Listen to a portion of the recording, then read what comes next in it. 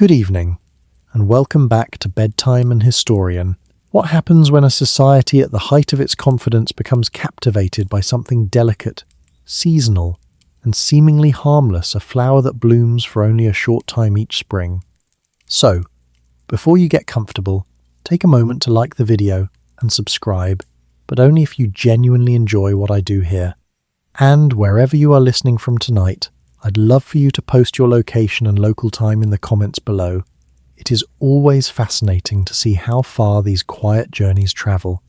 Now, dim the lights, maybe turn on a fan for that soft background hum, and let's ease into tonight's journey together. In the early 17th century, the Dutch Republic was one of the most dynamic places in Europe. Only decades earlier, its provinces had fought a long and determined struggle to free themselves from Spanish rule. By the early 1600s, independence was not yet formally secured, but in practice, the northern provinces governed themselves. The cities of Holland, Amsterdam, Haarlem, Leiden, Delft, Alkmaar were growing quickly. Their harbours were crowded with ships returning from the Baltic, the Mediterranean, Africa, and Asia. Their warehouses stored grain, spices, timber, textiles, and porcelain. Money flowed through counting houses and across exchange tables in quantities that would have seemed astonishing only a generation before. Unlike many European states of the time, the Dutch Republic did not revolve around a powerful monarch.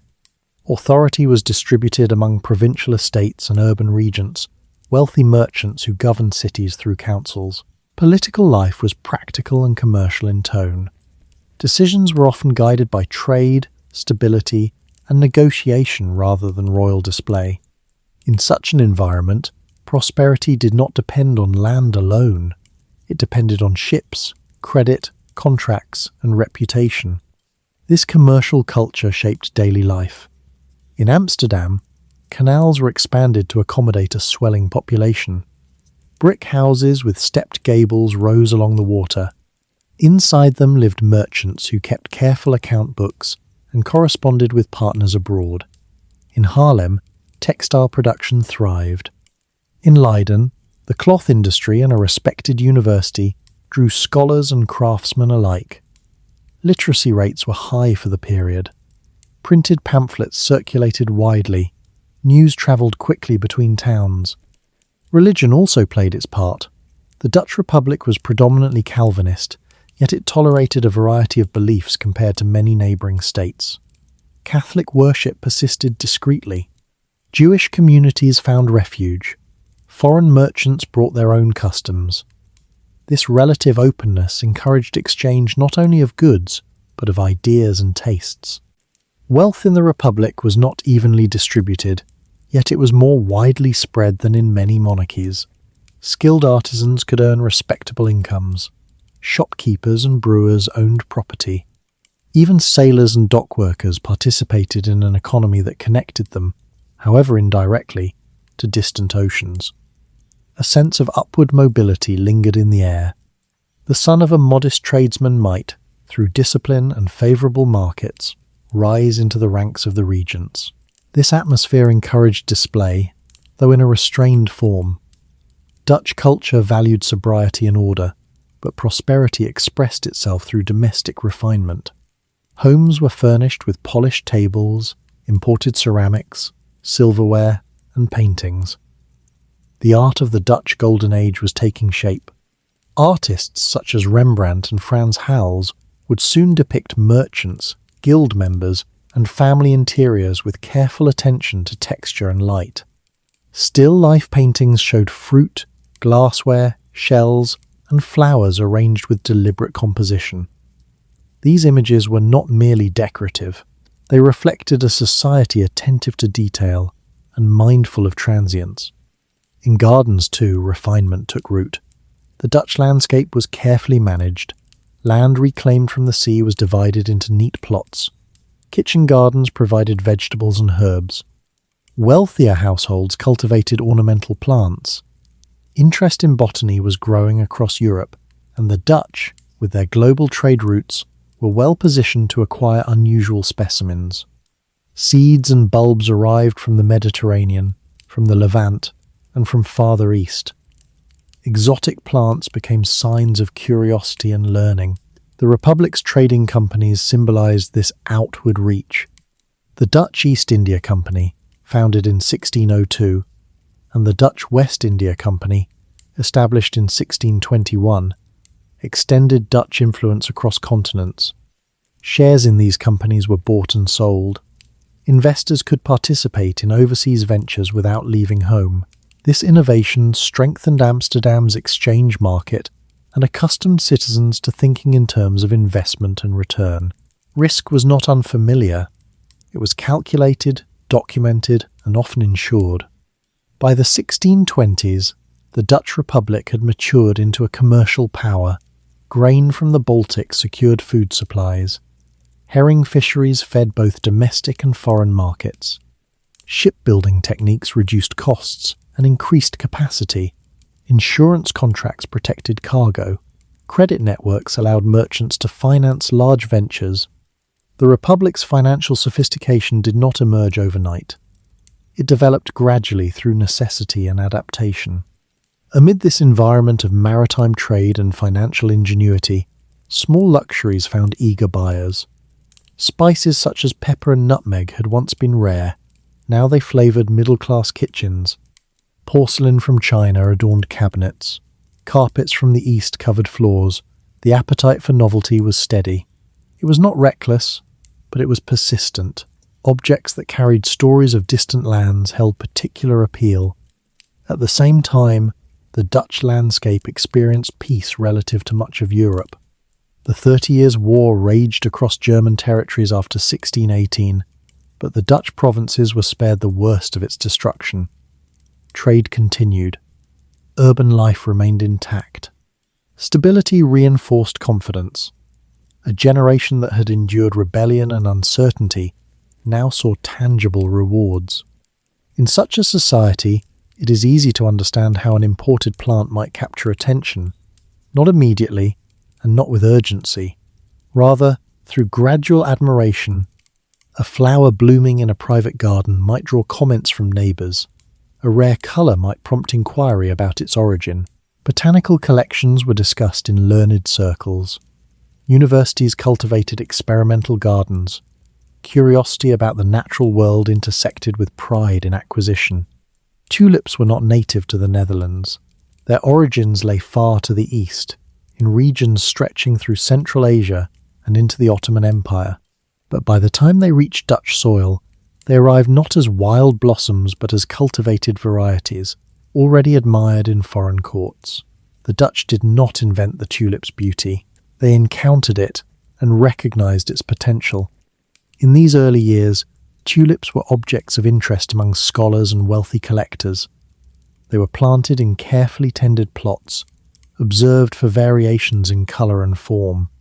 Some bloomed in solid shades: red, yellow, purple, white. Others displayed streaks and flames that seemed almost painted onto their petals. Such variations were rare and unpredictable. They suggested both fragility and distinction. The Republic's culture encouraged cataloguing and classification. Merchants recorded prices, botanists recorded traits. A tulip could be described, named, exchanged, and compared. Value, in this society, was rarely abstract. It was assigned through observation and agreement. When a bulb changed hands, it did so through a network of trust. As the 1630s approached, the Dutch Republic stood at a particular moment in its development. Prosperous, confident, outward-looking, and accustomed to innovation, it had woven trade, finance, and daily life into a seamless fabric. The sea delivered goods, the counting houses calculated risk, the households displayed refinement. Gardens, too, reflected this careful prosperity.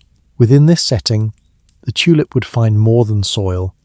It would find admiration, competition, speculation, and eventually misunderstanding. Yet at the beginning, there was nothing frantic about it.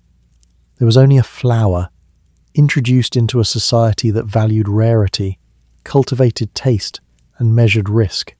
The story of Tulip Mania does not begin with sudden madness. It begins with a republic that had learned to turn opportunity into enterprise. It begins with canals under construction, ships setting sail, painters mixing pigments, and gardeners tending beds in early spring. It begins with confidence, quiet, steady, and rooted in achievement. In the middle of the 16th century, long before Dutch merchants would trade tulip bulbs in winter taverns, the flower had already secured a place of honour in another empire. The Ottoman world, stretching from southeastern Europe across Anatolia and into the Middle East, cultivated tulips in palace gardens and urban courtyards. In Constantinople, court officials and gardeners took interest in their form and colour. The flower's shape, upright and composed, suited an aesthetic that favoured order and elegance. It appeared in textiles, ceramics, and decorative arts. Tulips were admired not as commodities, but as cultivated expressions of refinement. European diplomats stationed in the Ottoman capital encountered these gardens with curiosity. Among them was Ogier de Bousbecque, ambassador of the Habsburg Emperor to the court of Sultan Suleiman the Magnificent in the 1550s. Bousbecque observed many aspects of Ottoman life, including its plants.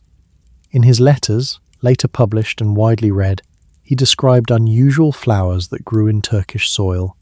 He sent seeds and bulbs back to Europe, participating in a broader movement of botanical exchange that linked courts, universities, and private collectors. Tulips were not immediately widespread in Western Europe. They required knowledge to cultivate and patience to propagate. Yet they attracted attention among scholars who were building networks of correspondence across borders. The 16th century witnessed a surge of interest in cataloguing the natural world. Herbals were printed. Gardens were established for study as well as pleasure. Plants from Asia and the Americas entered European collections, carried by merchants and explorers. One of the most important figures in the early European history of the tulip was Carolus Clusius, a Flemish botanist born in 1526. Clusius had travelled widely and developed a reputation for careful observation. He corresponded with scholars across Europe and gained access to rare specimens. For a time, he served as director of the Imperial Botanical Garden in Vienna. There he cultivated tulips and studied their variations. His writings described their forms and colours with precision, treating them as objects of scientific interest rather than commercial value. In 1593, Clusius accepted a position at the University of Leiden in the Dutch Republic. Leiden was emerging as a centre of learning. Its university, founded in 1575, symbolised intellectual independence after the city's resistance during the Dutch Revolt. Clusius established a botanical garden there, one of the earliest in Northern Europe. Among the plants he introduced were tulips, carefully tended and documented. The Dutch climate proved suitable for tulip cultivation. Sandy soils and well-drained beds allowed bulbs to survive winter dormancy. Clusius observed the flower's life cycle closely. Tulips grew from bulbs planted in autumn, remained underground through winter, and bloomed in spring. After flowering, the above-ground plant withered, while the bulb prepared for the next season. This cycle meant that tulips were not constantly visible. Their value lay hidden for much of the year. Clusius did not intend to create a commercial craze. He maintained his collection primarily for study, yet tulips possessed a quality that attracted attention beyond academic circles. Their petals displayed an unusual range of colours. Some varieties produced solid hues, while others exhibited streaks or flames that appeared almost deliberate in design. These patterned tulips were especially admired. At the time, the cause of these variations was unknown. Today it is understood that a mosaic virus affected certain bulbs, breaking pigment in ways that produce striking contrasts. To early modern observers, the effect seemed rare and almost miraculous. Clusius guarded his collection carefully, but not all who admired it respected his intentions. Records indicate that bulbs were stolen from the Leiden garden in the late 16th century. These thefts suggest that demand for tulips already exceeded the supply available through legitimate exchange. The bulbs were valuable, not yet in monetary terms of great scale, but as rare horticultural specimens. They circulated among collectors who appreciated their novelty. From Leiden, tulips spread gradually into private gardens in other Dutch towns. Wealthy merchants and regents added them to ornamental plots behind their canal houses. Cultivation required attention. Bulbs had to be lifted and stored properly. Offshoots, known as offsets, could be separated to produce new plants, but multiplication was slow. A single bulb might yield only a few additional bulbs over several years. This natural limitation ensured scarcity. At the same time, the Dutch Republic's trade networks facilitated access to new varieties. Merchants dealing in Mediterranean and Levantine goods could acquire bulbs through connections in southern Europe or directly from Ottoman territories. Though tulips were not a primary trade commodity in these routes, they travelled alongside other botanical curiosities. The Dutch were accustomed to importing spices, silks and dyes. Bulbs joined this broader flow of goods. The early 17th century saw tulips acquire names that reflected either their appearance or their origin. Some were named after colours or patterns, others after individuals associated with their cultivation. Naming created identity. A bulb was not merely a plant, it became a specific variety with recognised traits. Catalogues and lists circulated among enthusiasts. Descriptions emphasised subtle differences in hue, shape and timing of bloom. Interest in tulips was not unique to the Netherlands. In France and the Holy Roman Empire, collectors also admired them. Yet in the Dutch Republic, conditions favoured a particular development.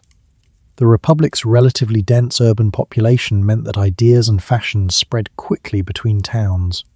Its merchants had disposable income and a habit of investment. Its printing presses could publicise lists and prices, and its social structure allowed individuals outside hereditary nobility to pursue status through cultivated taste. Gardens in Dutch towns were often compact but carefully arranged. A merchant's home might include a courtyard or rear plot, where ornamental plants complemented kitchen crops. Tulips, blooming briefly but vividly, fit this environment. Their upright form contrasted with low-growing herbs. Their colours stood out against brick walls and dark soil. Springtime display became an occasion for visitors to admire a host's collection. As more bulbs circulated, growers experimented with techniques to preserve prized varieties. Because pattern tulips resulted from viral infection, they were unstable. A bulb that produced a striking bloom one year might revert to a solid colour in another. This unpredictability enhanced their allure. Owners monitored their beds closely, hoping that rare patterns would reappear. The value of a bulb depended not only on its lineage but on its performance. By the 1620s, tulips had moved beyond purely scholarly interest. They were discussed in merchant circles and occasionally exchanged for modest sums. Records from this period show transactions, though not yet at extraordinary prices. Bulbs were sold individually, often during the summer months when they could be lifted from the ground and examined. Payment was usually straightforward. The trade remained limited in scale. What distinguished the Dutch context was not an immediate frenzy, but a subtle alignment between a rare plant and a society accustomed to valuation. The same culture that priced grain shipments and insurance premiums could also assign worth to a bulb. Trust was central. When a merchant agreed to purchase a bulb, he relied on the seller's description and reputation. Contracts were simple, often informal, yet binding within a network of acquaintances. Meanwhile, the Republic's prosperity continued. Amsterdam's exchange became a model of financial innovation. The Bank of Amsterdam, founded in 1609, provided stable currency for merchants. This institutional framework reinforced confidence in transactions. People were used to dealing in goods that were not always immediately visible. A cargo of spices might be financed months before arrival. Shares in trading companies represented distant ventures. In this environment, a tulip bulb resting underground through winter did not seem abstract. Cultural appreciation also deepened.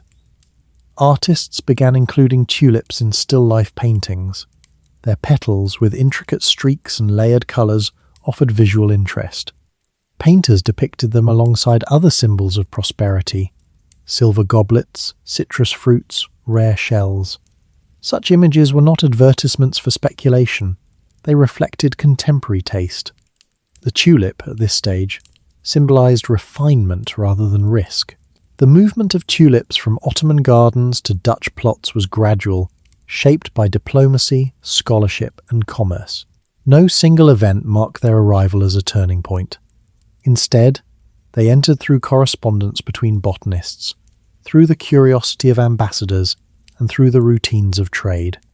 By the time they became widely admired in the Netherlands, they had already travelled a long cultural journey. As the 1630s approached, tulips occupied a defined niche. They were valued for rarity, admired for beauty, and traded within limited circles. Their cultivation required skill. Their multiplication was slow. Their patterns were unpredictable. These characteristics combined to create a perception of exclusivity. Yet nothing about their early history suggested inevitable upheaval.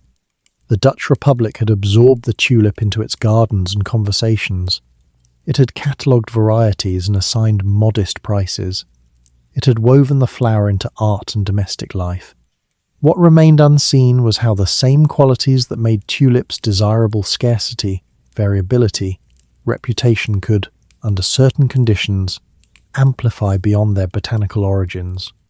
By the early decades of the 17th century, tulips were no longer curiosities confined to the garden of a single scholar. They had established a presence in several Dutch towns, particularly in Leiden, Haarlem, and Amsterdam. Yet their spread remained measured, shaped by individuals who approached cultivation with discipline rather than haste. The figure of Carolus Clusius still stood quietly at the beginning of this development, though by now he was elderly. His botanical garden at Leiden continued to influence growers who combined scientific interest with practical skill. Clusius had emphasized classification. He described tulips according to color, height, and timing of bloom. This habit of careful naming became foundational. Dutch growers began to distinguish varieties with increasing precision. A bulb was not simply red or yellow.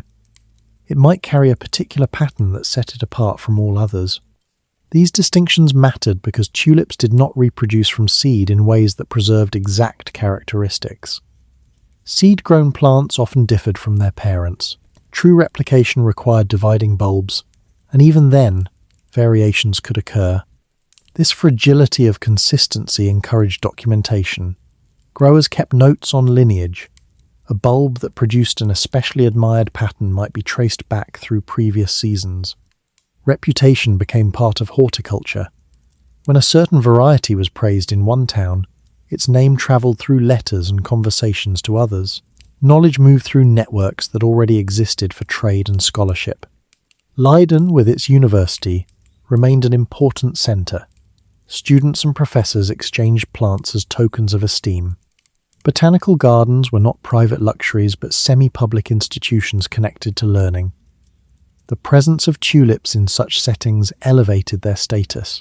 They were objects of study, worthy of description in Latin texts and of comparison with other imported species.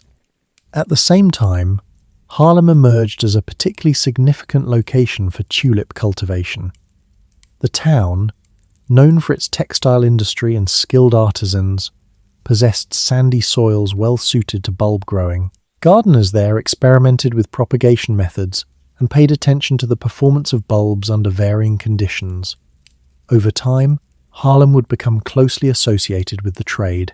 The early 17th century also saw increasing awareness of what were called broken tulips, those whose petals displayed contrasting streaks or flames. These patterns did not arise from deliberate breeding, though growers attempted to influence them. The true cause, a viral infection transmitted by aphids, was unknown. What mattered to contemporaries was that broken tulips appeared rarely and unpredictably. When they did, their visual impact was striking. The most admired varieties received evocative names: Semper Augustus, Viceroy, Admiral Liefkens, General Bol. These names suggested rank and distinction. They did not refer to living persons alone, but conveyed prestige. To own such a bulb was to possess something recognized and admired within a circle of connoisseurs. Naming reinforced hierarchy among flowers, just as titles marked hierarchy among people. During these years, transactions involving tulips remained relatively limited in number. They occurred primarily between growers and collectors. Payment was often made in cash, goods, or occasionally in kind. Prices, while notable for rare varieties, did not yet dominate conversation across the Republic.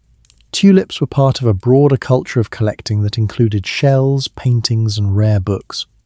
The Dutch Golden Age was unfolding in multiple directions. Shipyards along the Zaan River produced vessels at efficient rates. Amsterdam's port handled goods from the Baltic and the East Indies. The Bank of Amsterdam maintained confidence in currency. These structural elements underpinned daily life. Against this backdrop, tulip cultivation was a specialized pursuit. Yet subtle changes were underway. As varieties multiplied and reputations spread, interest extended beyond dedicated gardeners. Merchants who had not cultivated bulbs themselves began to inquire about prices. They were accustomed to evaluating commodities. A rare spice or textile could increase in value based on scarcity and demand.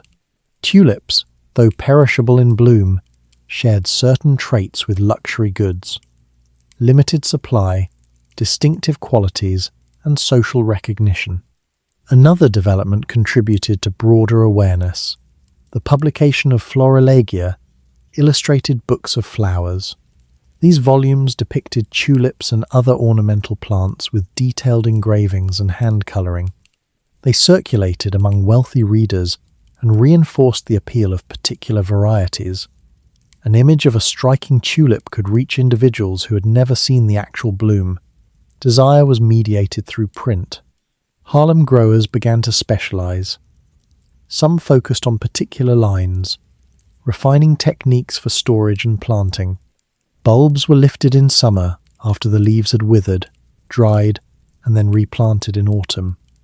Proper handling was essential. A damaged bulb might fail to bloom. This labour required patience and knowledge, qualities respected in Dutch society. By the early 1630s, a modest secondary market emerged. Not all buyers intended to plant bulbs in their own gardens. Some purchased with the expectation that a prized variety might be resold later at a higher price. This was not yet widespread speculation, but it introduced a new motive. Profit, rather than purely admiration, entered the picture. The structure of tulip growth encouraged seasonal rhythms in trade. During the growing season, bulbs remained underground. They could not easily be inspected. Their value was based on prior performance and trust in the seller's description. In summer, when bulbs were lifted, transactions were more straightforward. In winter, however, a different pattern began to form. Because bulbs were dormant and still planted, agreements were made for future delivery once they could be safely transferred. These agreements, at first simple promises between acquaintances, gradually took on more formal characteristics. Written notes, specified variety, weight, and price. Payment terms were discussed. Although such contracts resembled other commercial arrangements in the Republic, their application to tulips introduced new dynamics. A buyer might agree to purchase a bulb that would not be delivered for months, relying on the expectation that its value would hold or increase. Trust remained central. The Dutch commercial system functioned through reputation. A merchant who defaulted risked exclusion from future dealings. Within towns, social circles overlapped. Guilds, churches, and civic institutions connected individuals. Tulip transactions were embedded in this network. At this stage, the scale was still limited. Most participants were experienced merchants or growers. Artisans and labourers were not yet widely involved. Prices for exceptional varieties were high relative to ordinary wages, but such bulbs were few. The majority of tulips traded at moderate levels. What made tulips distinctive, however, was the combination of beauty, scarcity, and unpredictability. A broken tulip might display a pattern unmatched by any other. That singularity enhanced its reputation. In a society attentive to distinction, singularity carried weight. It signalled access to rare goods and to the knowledge required to cultivate them. Meanwhile, Dutch painters continued to include tulips in still-life compositions. These paintings often depicted flowers in arrangements that could not have bloomed simultaneously in nature. The compositions were artistic constructs, celebrating variety and abundance. Tulips featured prominently among roses, lilies, and other blossoms. They symbolized both nature's diversity and human ability to gather and display it. In domestic interiors, tulips were sometimes placed in decorative vases with multiple spouts, allowing each stem to stand upright without crowding. Such objects indicated care and attention. They were not everyday utensils, but specialized items reflecting taste. As the decade progressed, word of rising prices for certain varieties circulated more widely. A bulb that fetched a notable sum in Haarlem might be discussed in Amsterdam. News travelled through letters, printed notices, and conversation in marketplaces. The Republic's compact geography facilitated this exchange. A journey between towns could be made within a day. By the mid-1630s, tulips occupied a space between horticulture and commerce. They were still grown and admired, yet increasingly considered assets. The idea that a bulb could represent stored value, perhaps even appreciating value, aligned with habits already present in Dutch financial life. Shares in trading companies had demonstrated that intangible goods could yield returns. Insurance contracts had shown that risk could be priced.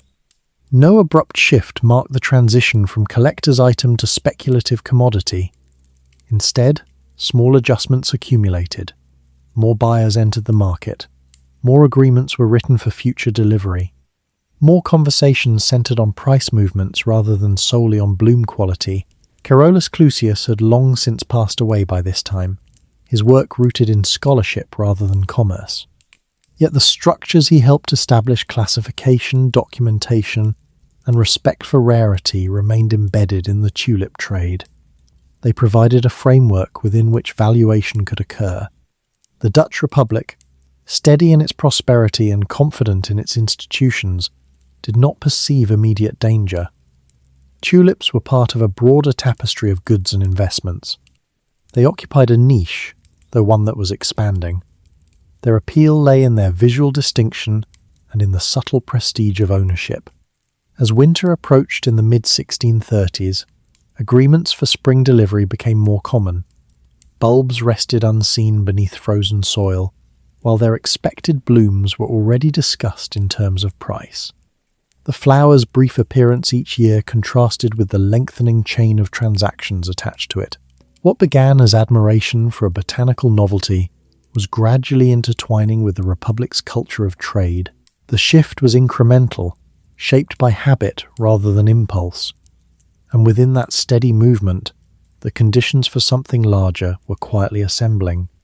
By the middle of the 1630s, the Dutch Republic stood as one of the most commercially advanced societies in Europe. Its prosperity was not accidental. It rested on systems that had been refined over decades: maritime expertise, disciplined accounting, institutional banking, and a culture that regarded trade as honourable work. To understand how tulip speculation could grow within this setting, it is necessary to look closely at the economic fabric that surrounded it. Amsterdam had become the financial heart of the Republic. Its exchange, established early in the century, allowed merchants to gather daily beneath a covered courtyard to negotiate deals. There, bills of exchange were settled, cargoes financed, and shares transferred. The rhythm of negotiation was steady and predictable. Prices rose and fell according to news from abroad, harvest reports from the Baltic, shipping arrivals from Asia, political developments in neighbouring states. The Bank of Amsterdam, founded in 1609, contributed significantly to stability. By accepting coin deposits and issuing reliable bank money, it reduced the confusion caused by the circulation of varied and often debased currencies. Merchants could settle accounts with confidence that the unit of account held consistent value. This innovation strengthened trust in contracts and encouraged larger transactions. Shipping was equally important. Dutch shipbuilders had designed the Fluit, a cargo vessel optimized for efficiency. It required smaller crews and could carry large loads. As a result, Dutch merchants transported goods at lower cost than many competitors. Grain from Poland, timber from Scandinavia, and salt from Portugal passed through Dutch ports. Control over such staples ensured food security and profit. The Dutch East India Company, known by its initials VOC, extended trade far beyond Europe. It established outposts in Asia, importing spices, tea, textiles, and porcelain. Shares in the VOC were publicly traded. Investors who had never travelled beyond their province could participate in global commerce. Dividends were distributed, sometimes in goods, sometimes in cash. The concept of shared ownership in distant ventures became familiar. Insurance markets developed alongside trade. Merchants insured ships and cargo against loss. Premiums were calculated according to risk season, route, political conditions.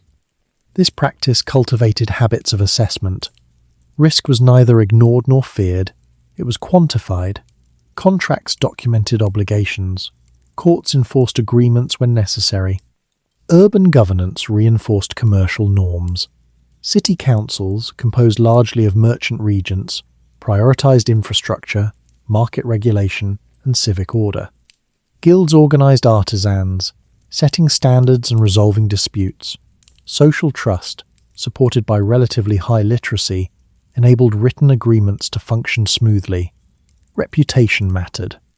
A merchant who failed to honor commitments risked exclusion from networks essential for success.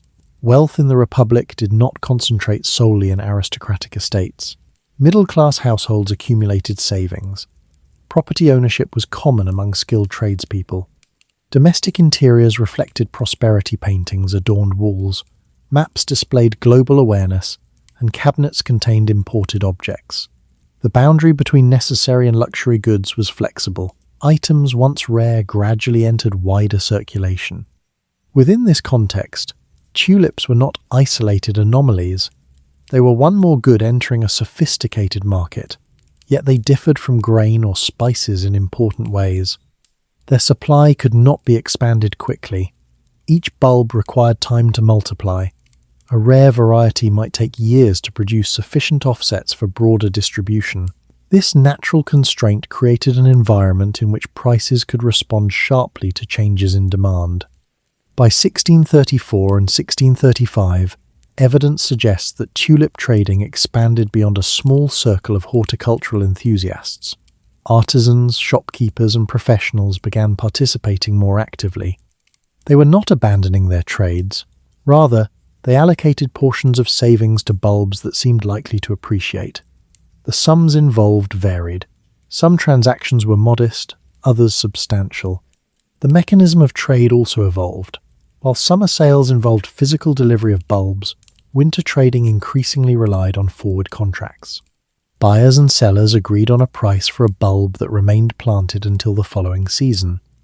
These agreements were sometimes written, sometimes oral, but they were understood as binding within the community. Payment would be due upon delivery.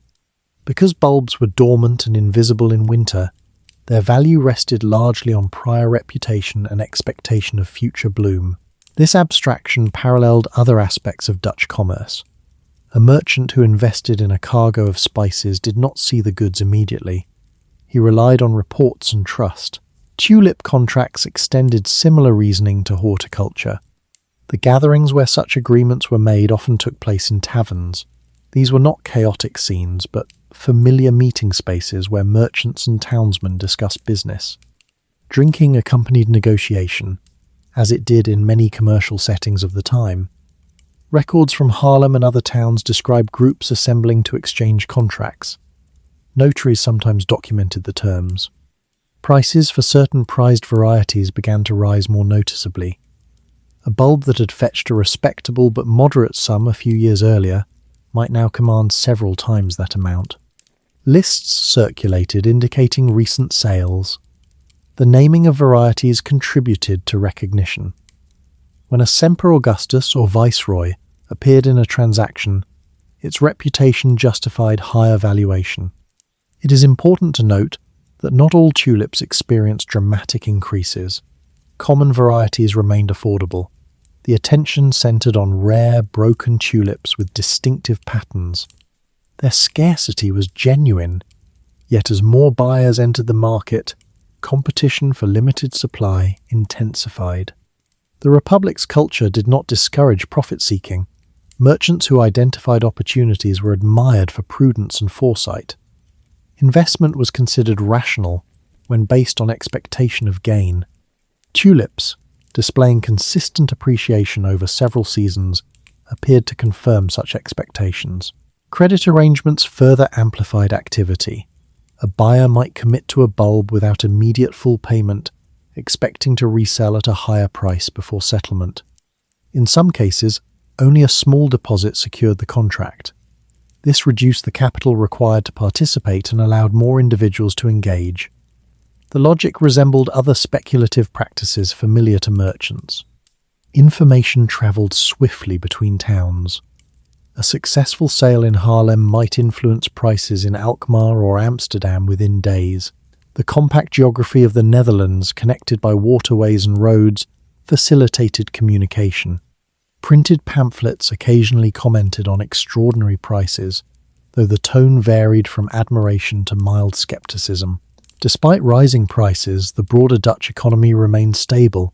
Grain shipments continued, ships sailed, textile production carried on. Tulip trading, though increasingly discussed, represented a fraction of total economic activity. The Republic's foundation did not depend on flowers. Yet psychologically, tulips occupied a distinct space.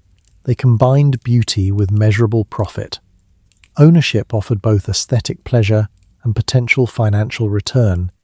In domestic settings, a blooming tulip demonstrated taste. In tavern negotiations, a contract represented opportunity. As 1636 progressed, winter trading expanded. Contracts were exchanged at increasingly higher prices. Some transactions involved multiple bulbs bundled together. Others specified weight measured in asen, a unit used to quantify bulb size. Standardization emerged, though not uniformly enforced. Municipal authorities were aware of the trade but did not initially intervene. Tulip contracts were treated as private agreements between consenting parties. Courts were available to adjudicate disputes, but there was no specific legislation addressing bulbs. In a society accustomed to contractual freedom, regulation followed rather than preceded practice. The Dutch Republic's confidence in markets, combined with genuine scarcity of rare tulips, created conditions in which expectations of continued appreciation seemed reasonable to participants. Few anticipated abrupt reversal. Experience with trade had taught them that prices fluctuated, but within bounds shaped by supply and demand. The question of whether those bounds might shift rapidly had not yet pressed itself upon collective awareness. By the end of 1636, tulip trading had become more visible. Reports indicate that contracts changed hands frequently, sometimes several times before delivery. A bulb might be bought in one town and resold in another at a higher price. Profit could be realized on paper without physical possession. This phase did not arise from irrational frenzy, but from incremental extension of familiar commercial habits. Each step appeared logical within the prevailing framework. Scarcity justified higher prices. Anticipated demand supported forward contracts. Credit arrangements broadened participation. The flower that had arrived from Ottoman gardens decades earlier now stood at the center of conversations not only about beauty but about value. Beneath winter soil, bulbs rested unchanged. Above ground, however, expectations grew. The Dutch Republic, disciplined in trade and confident in calculation, was moving into a season where those calculations would be tested in unexpected ways. As tulip trading expanded in the mid-1630s, attention increasingly centered on a particular category known as broken tulips. These were not damaged flowers in the ordinary sense. Their petals bore striking streaks, flames, or feathered patterns in contrasting colors, often against a pale background. The visual effect appeared almost deliberate, as if painted by hand. Such varieties were rare and admired above all others. Growers did not yet understand the biological cause behind these patterns. Today, it is known that a virus transmitted by aphids interfered with pigment distribution in the petals. Infected bulbs produced dramatic colour variations, but were often weaker than solid-coloured plants. In the 17th century, however, the mechanism remained unknown. What observers saw was unpredictability. A bulb that bloomed in solid red one year might produce a streaked pattern the next. Conversely, a prized broken tulip might revert to uniform colour. This instability heightened both fascination and uncertainty. The rarity of broken tulips shaped their valuation. Because the virus reduced the vigour of the plant, infected bulbs multiplied more slowly. Fewer offsets meant fewer opportunities to distribute prized varieties. Supply was therefore limited not only by time but by biology. In a society attentive to scarcity, this limitation reinforced the perception of exceptional worth. Certain names became widely recognized. The Semper Augusta stood among the most admired varieties. Its white petals marked by vivid red flames were described in lists circulated among enthusiasts. It was rarely available and commanded especially high prices. Other varieties, Admiral van der Eyck, Viceroy, General Bull, also acquired reputations. These names appeared in transaction records and in catalogue-like documents that listed recent sales. By late 1636, the trading season had shifted primarily to winter months. Bulbs remained planted, and contracts were exchanged for future delivery in the coming summer. These agreements increasingly resembled financial instruments rather than straightforward horticultural purchases.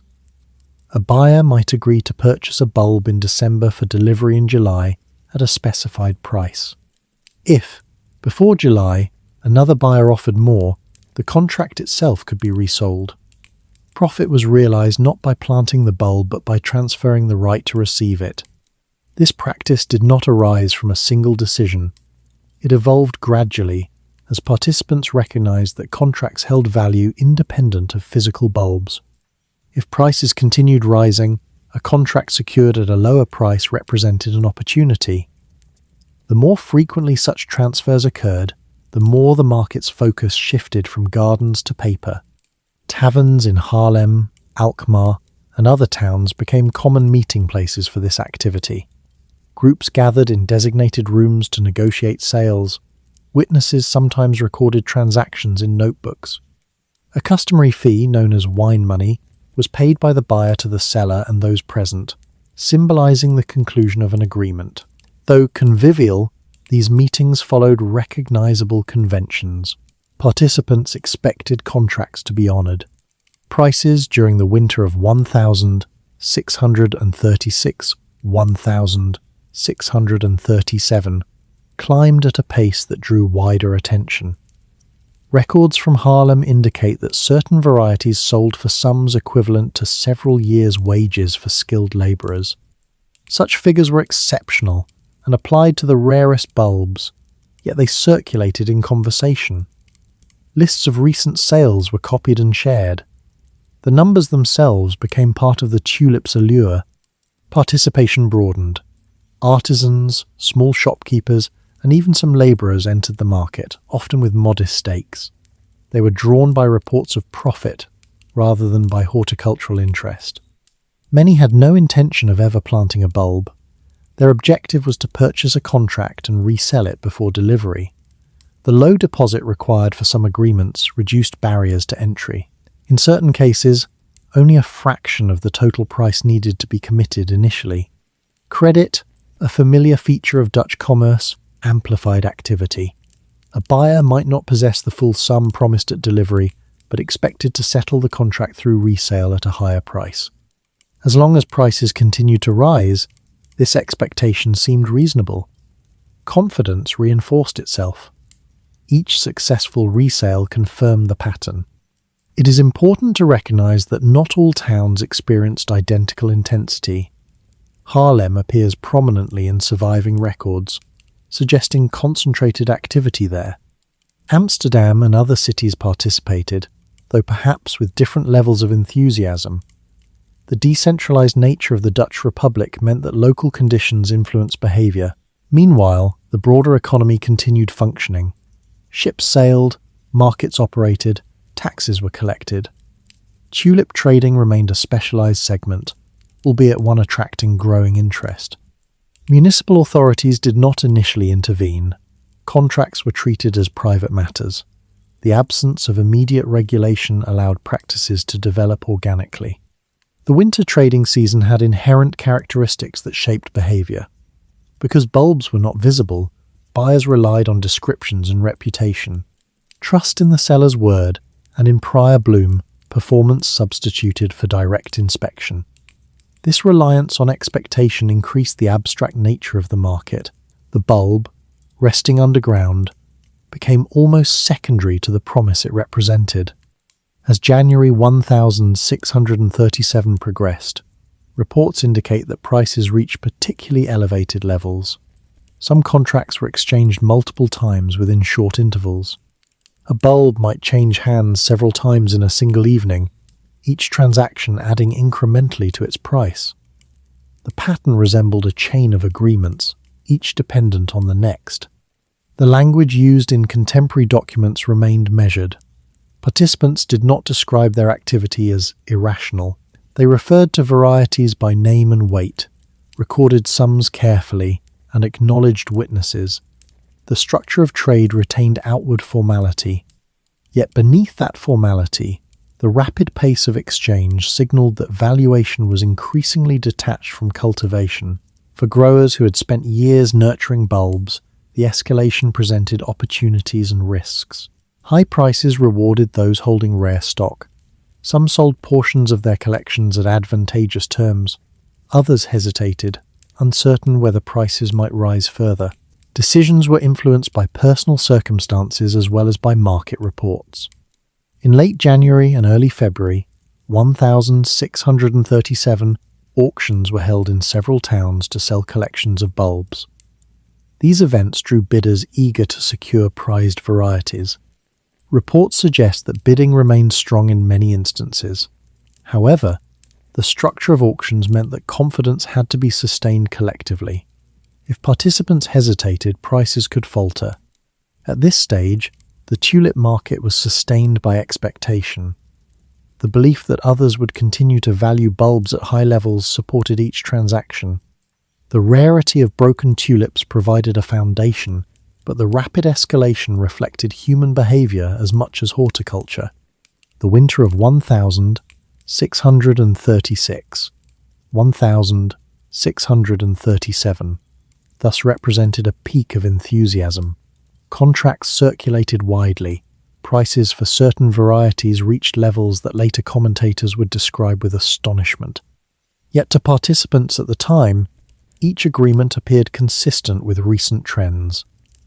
The immediate past had shown steady appreciation. Extrapolation into the near future seemed reasonable. Beneath frozen soil, bulbs awaited spring. Above ground, paper commitments accumulated. The delicate streaks that would eventually appear on petals were already priced into contracts. The flower's physical fragility contrasted with the apparent solidity of written promises. Within a few weeks, however, the pattern would shift. The same mechanisms that had propelled prices upward could operate in reverse if confidence weakened. Markets, even in disciplined societies, depend on shared belief. The tulip's ascent had been gradual, rooted in genuine scarcity and commercial habit. Its turning point would emerge not from the soil, but from the decisions of those gathered to bid and to buy. For now, in the final weeks of January 1637, the trade still appeared vigorous.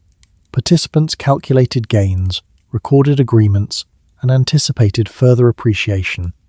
The broken tulip, admired for its irregular beauty, had become the symbol of a market in full bloom. In early February 1637, the established rhythm of tulip trading encountered an unexpected pause. The shift did not begin with public alarm or dramatic announcement. It emerged quietly during routine auctions, where sellers offered bulbs and bidders were expected to compete. In one such sale in Haarlem, buyers failed to appear in sufficient numbers. The absence was notable not because of disorder, but because of silence. A bulb offered at a previously acceptable price received no bids. Auctions depended on participation. When bidding slowed, prices could not be sustained at earlier levels. The news of a hesitant sale travelled quickly through local networks. Participants who had expected continuing appreciation began to reconsider. A contract purchased at a high price assumed that another buyer would accept an even higher figure. If that expectation faltered, the chain weakened. The shift was subtle at first. Some transactions proceeded, but at lower prices than before. Others were postponed. Sellers who had anticipated eager buyers encountered caution. Because many contracts were for future delivery, actual exchange of bulbs had not yet occurred. Obligations rested largely on paper. As word spread between towns, confidence softened. The tulip market had expanded rapidly during the preceding months, and with that expansion came participants who relied heavily on resale rather than on cultivation. If resale at higher prices became uncertain, the incentive to hold contracts diminished. In several towns, scheduled auctions in February saw limited interest. Reports indicate that bids were withdrawn or not made at all. The reason was not crop failure or external catastrophe. The bulbs themselves remained planted, unchanged. The alteration lay in expectation. A market sustained by anticipated future gains requires ongoing belief that such gains are attainable. Those who had committed to purchase bulbs at high prices now faced a question. Should they proceed with payment when delivery came, or should they attempt to renegotiate? Some chose to delay. Others sought buyers at reduced prices, hoping to limit potential loss. The informal nature of many contracts complicated matters. While agreements were understood as binding, enforcement depended on local courts and municipal authorities. The reaction did not unfold uniformly across the Republic. In certain areas, trading continued for a time. In others, hesitation was more pronounced. Yet the general pattern indicates that by mid-February 1637, the upward trajectory had ended. Prices for many varieties declined sharply from their winter peak. Because deposits on contracts were often small relative to the total price, some buyers chose to forfeit their initial payment rather than fulfill the entire obligation. This decision reflected calculation. If the market value of a bulb had fallen significantly below the contract price, completing the purchase would crystallize a loss. By abandoning the agreement and losing only the deposit, the buyer limited exposure. Sellers, however, faced different incentives. They had expected payment at the agreed price. When buyers defaulted, sellers were left holding bulbs that might now command less on the open market. Disputes emerged. Some sought legal recourse, arguing that contracts were valid and enforceable. Others recognized that widespread litigation could damage social relations. Municipal authorities became aware of the situation as complaints accumulated. The tulip trade, though not central to the Republic's economy, involved individuals across several towns. Courts had to determine whether winter contracts constituted fully binding agreements or whether they were akin to wagers, lacking enforceability. In late February 1637, representatives from various towns met to discuss a coordinated response. They faced a practical problem. If courts strictly enforced high-price contracts, many individuals might be financially strained, potentially affecting local stability. If contracts were widely voided, sellers would bear losses and confidence in agreements more broadly could be undermined. The compromise that emerged in several jurisdictions treated tulip contracts as a form of optional agreement. Buyers who chose not to proceed could cancel the contract by paying a small fee, often around 3.5% of the agreed price to the seller. This arrangement recognized the reality that many buyers would default while providing some compensation to sellers. This municipal intervention did not fully restore previous prices, nor did it provoke widespread collapse. Instead, it formalized the downturn. By acknowledging that contracts could be annulled at limited cost, authorities effectively converted many obligations into options. The market adjusted to lower valuations. For growers and collectors who had not engaged heavily in speculative resale, the impact varied. Those who had sold bulbs at high winter prices and received payment benefited from favourable timing. Those holding rare varieties saw values decline, but not disappear entirely. Tulips did not lose all worth. They reverted closer to levels justified by horticultural interest rather than speculative expectation. Artisans and smaller participants who had entered the market during its peak experienced more pronounced effects. Some lost deposits, others faced strained relations with counterparts. Yet the absence of widespread bankruptcy suggests that most commitments were manageable within broader household finances. The tulip trade, though highly visible, represented a limited portion of individual wealth for many participants. The Dutch Republic's larger economy continued functioning with little interruption. Trade routes remained active. The Bank of Amsterdam maintained currency stability. The VOC continued its operations overseas. Tulip prices were discussed, but grain shipments and textile production commanded greater attention in commercial centres. Printed pamphlets began to appear commenting on the episode. Some adopted a moralising tone, portraying tulip trading as folly. Satirical illustrations depicted individuals weighed down by flowers or engaged in foolish bargaining. These representations contributed to a narrative of collective error, though they did not always reflect the measured reality of the downturn. Within months, tulip trading returned to more modest levels. Growers continued cultivating bulbs. Admirers still sought distinctive varieties for gardens. The dramatic escalation of the winter had ended, but the flower itself remained. The February pause in auctions did not produce immediate ruin. It revealed the dependence of speculative markets on shared belief. When belief shifted, prices adjusted. The tulip's biological characteristics had not changed. Human expectations had. By spring 1637, blooms emerged from the soil much as they had in previous years. Their colours and patterns were unchanged by the winter's transactions, yet their significance had altered. They were no longer associated with rapidly multiplying contracts, but with a recent memory of fluctuating values. Municipal records from the months following the downturn indicate continued efforts to resolve disputes. Some cases extended into subsequent years. The compromise solution allowing cancellation for a fee reduced potential strain on courts and communities. It reflected the pragmatic approach characteristic of Dutch governance. In retrospect, February 1637 marked a turning point, not because of visible catastrophe, but because of recalibration. Prices returned to levels more closely aligned with cultivation and rarity rather than with escalating resale expectations. Participants adjusted and resumed ordinary activities. The Tulip Mania, as later generations would call it, did not end with a crash echoing across Europe.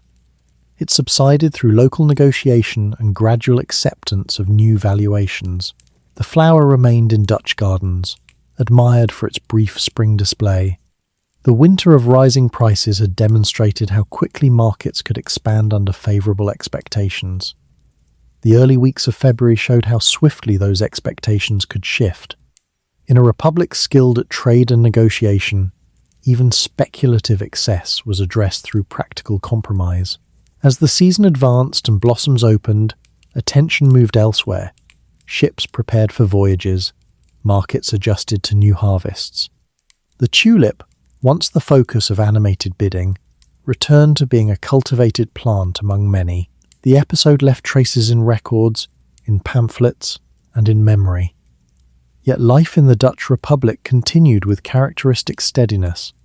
The flower's ascent and decline had unfolded within a society resilient enough to absorb the change without losing balance. The next question would not concern immediate recovery, but interpretation. How would this brief season of intense trading be remembered? In the months following the decline of February 1637, the tulip market did not disappear. It narrowed. Contracts continued to exist, though at lower valuations and under closer scrutiny. Municipal authorities and courts turned their attention to resolving disputes arising from winter agreements. These proceedings provide some of the clearest evidence of how the trade had functioned and how it was now being reconsidered. Many cases centered on whether a tulip contract constituted a legally binding sale or something more akin to a wager. Because bulbs were not delivered at the time of agreement, and because resale had often occurred before physical transfer, some argued that the contracts resembled speculative bets on price movements. This distinction mattered. If courts classified the agreements as wagers, enforcement might be limited. Records from Harlem indicate that city officials sought guidance from other towns, attempting to coordinate policy. The decentralized structure of the Dutch Republic meant that each municipality retained authority over local matters, yet shared concerns encouraged consultation. Ultimately, the compromise allowing cancellation upon payment of a modest fee gained broader acceptance. This resolution reveals much about Dutch legal culture. The aim was not punishment, but stability. Authorities recognized that strict enforcement of inflated winter prices might cause unnecessary hardship. At the same time, they avoided declaring all contracts void, which would have undermined trust in commercial agreements generally. The chosen path balanced accountability with practicality. For sellers who had expected high returns, the outcome was mixed. Some received compensation through cancellation fees, others renegotiated contracts at reduced prices. A few pursued litigation when buyers refused to honor even the revised terms. The courts, applying local ordinances, handled such disputes as part of routine civil procedure. The economic consequences varied by individual. Growers who had expanded cultivation in anticipation of sustained high demand now faced lower prices. Yet tulips retained value as ornamental plants. The underlying horticultural interest did not vanish. Collectors continued to seek distinctive varieties, though at more moderate sums. The broader Dutch economy showed little sign of systemic distress. Trade statistics from the period do not indicate collapse in shipping or major contraction in industry. Tax revenues remained stable. The Bank of Amsterdam continued operations without disruption. Tulip trading, while prominent in conversation, constituted a small fraction of total economic activity. Nonetheless, the episode attracted commentary. Pamphlets and satirical prints circulated, often portraying participants as foolish or greedy. One widely reproduced illustration depicted traders exchanging bulbs for extravagant goods such as houses or livestock, exaggerating the scale of transactions. These images shaped perception, emphasizing absurdity rather than nuance. Writers used the tulip episode to reflect on human behavior. Some framed it as a cautionary tale about vanity and excess. Others saw it as evidence of the dangers of speculative trading detached from tangible goods. The moral tone of such commentary contrasted with the measured response of municipal authorities. Within households, the impact depended on exposure. For many families, tulip contracts had represented a small portion of assets. Losses, while disappointing, did not threaten subsistence. For a minority who had committed larger sums relative to their means, adjustment required frugality and negotiation. Community ties often softened the effect. Social networks that had facilitated trading also supported resolution. By late 1637 and into 1638, tulip cultivation resumed its place among other agricultural activities. Growers selected bulbs carefully, focusing on sustainable propagation rather than rapid resale. Prices stabilized at levels reflecting rarity and demand among genuine enthusiasts. The extraordinary heights of the preceding winter were not immediately revisited. The legal categorization of tulip contracts influenced later financial thinking. The distinction between binding sales and speculative agreements resembled questions that would arise in future markets.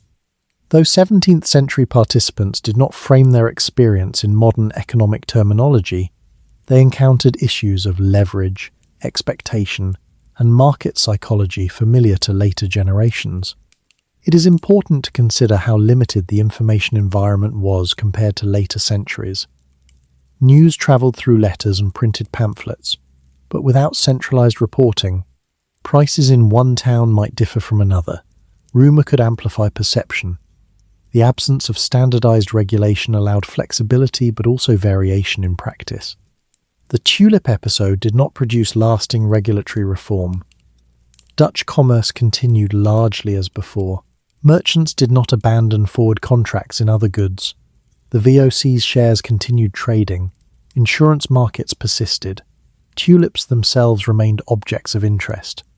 In artistic circles, the flower maintained symbolic significance. Still life painters included tulips among representations of abundance and transience. Their presence did not necessarily comment on speculation, but reflected enduring aesthetic appeal. The broken tulip, with its intricate patterns, remained visually compelling. Over time, memory of the episode began to simplify. The complexity of municipal negotiations and varied individual experiences gave way to a more dramatic narrative. Later writers, particularly in the 18th and 19th centuries, would describe Tulip Mania as a sweeping national madness that ruined countless citizens.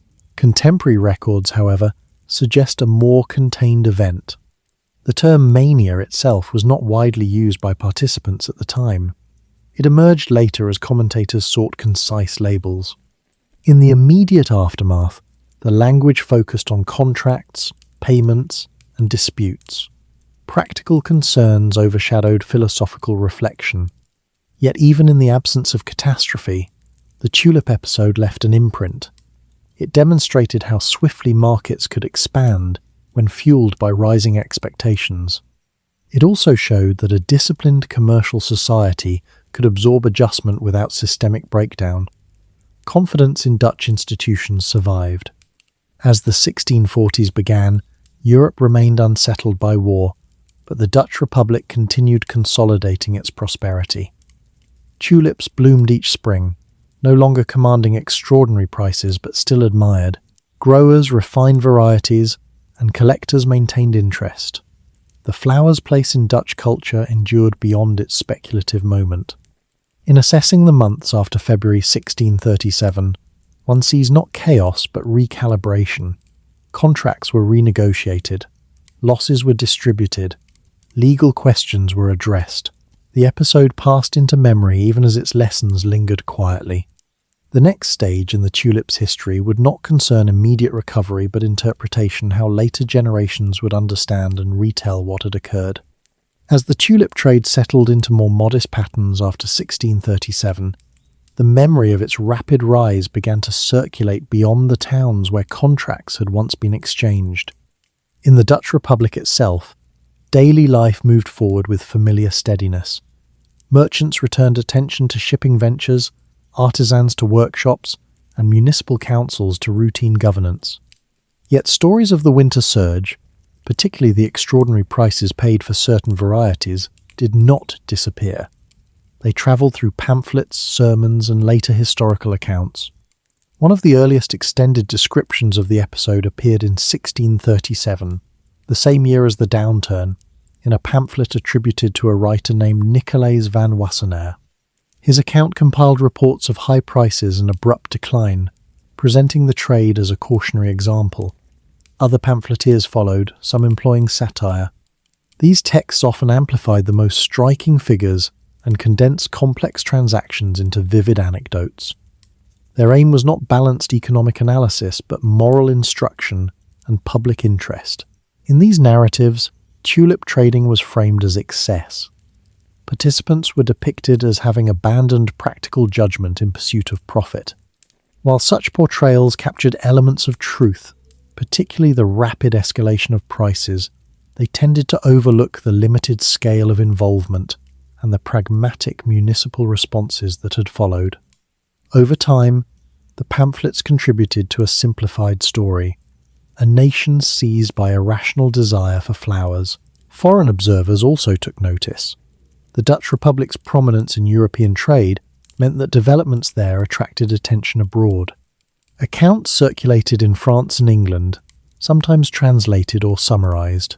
To audiences less familiar with Dutch commercial structures, The idea that a flower could command the price of a house appeared astonishing.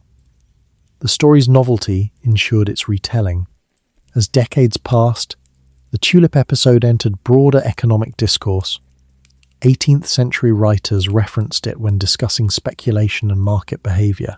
In the 19th century, as industrial capitalism expanded and financial markets grew more complex, historians and economists revisited Tulip Mania as an early example of a bubble. The term suggested a swelling beyond natural bounds followed by sudden collapse. These later interpretations often relied heavily on earlier pamphlets rather than on municipal records. The most dramatic anecdotes, such as individuals exchanging entire estates for a single bulb, were repeated, though documentation for such extremes is limited. The power of the story lay in its symbolism. A delicate flower serving as the object of intense speculation provided a memorable image. Meanwhile, tulips themselves remained part of Dutch horticulture. Growers continued refining varieties through careful selection. Over time, understanding of plant diseases improved, though the specific viral cause of broken patterns would not be identified until much later. By the 18th century, taste shifted towards solid-coloured tulips, as broken varieties were recognized as weaker plants. The economic environment of the Dutch Republic evolved as well. Competition from England and France increased. Wars in the later 17th century imposed strains. Yet the Republic retained significant commercial influence. The tulip episode, though remembered, did not define its trajectory. In the 19th century, as modern economic theory developed, Tulip Mania was cited in treatises analysing speculative markets. Writers drew parallels between 17th century bulb trading and contemporary stock speculation. The narrative served as a warning about collective enthusiasm and detachment from intrinsic value. It was presented as a lesson in human psychology rather than as a detailed study of Dutch municipal policy. 20th century historians revisited primary sources, seeking to clarify the scale and impact of the episode. Examination of notarial records and court documents suggested that while prices for rare bulbs had indeed reached high levels, participation was narrower than earlier accounts implied. Losses, though real for some individuals, did not produce widespread economic collapse. The Dutch financial system remained intact. This reassessment did not erase the popular image of Tulip Mania. The story continued to appear in textbooks and articles as the archetypal bubble. Its endurance reflects both the clarity of its central image and the accessibility of its moral implications. A flower, associated with beauty and transience, became a vehicle for discussing risk and expectation. The Dutch themselves retained a more nuanced memory. Tulips became integrated into national identity not because of speculative excess, but because of enduring horticultural achievement. Fields of blooming tulips in the springtime came to symbolize the Netherlands in visual culture and tourism. The association between the country and the flower strengthened over centuries, independent of the brief speculative episode. The language surrounding Tulip Mania evolved. Economists used it to illustrate how markets could overshoot rational valuation. Psychologists referenced it when analyzing herd behavior. Yet each retelling shaped emphasis differently. Some stressed greed, others highlighted structural features of forward contracts and leverage. Returning to the 17th century setting reveals a society that was neither naive nor uniquely irrational. The Dutch Republic possessed sophisticated financial institutions and a culture of calculated risk. Tulip trading emerged within that framework and receded through negotiation rather than collapse. The episode demonstrates how even advanced commercial systems can experience periods where expectation outruns underlying fundamentals. By the 18th century, the tulip's speculative chapter had become historical anecdote. Gardeners continued cultivating new varieties. Markets for bulbs persisted at sustainable levels. The flower's aesthetic appeal endured without the extraordinary price inflation of 1,636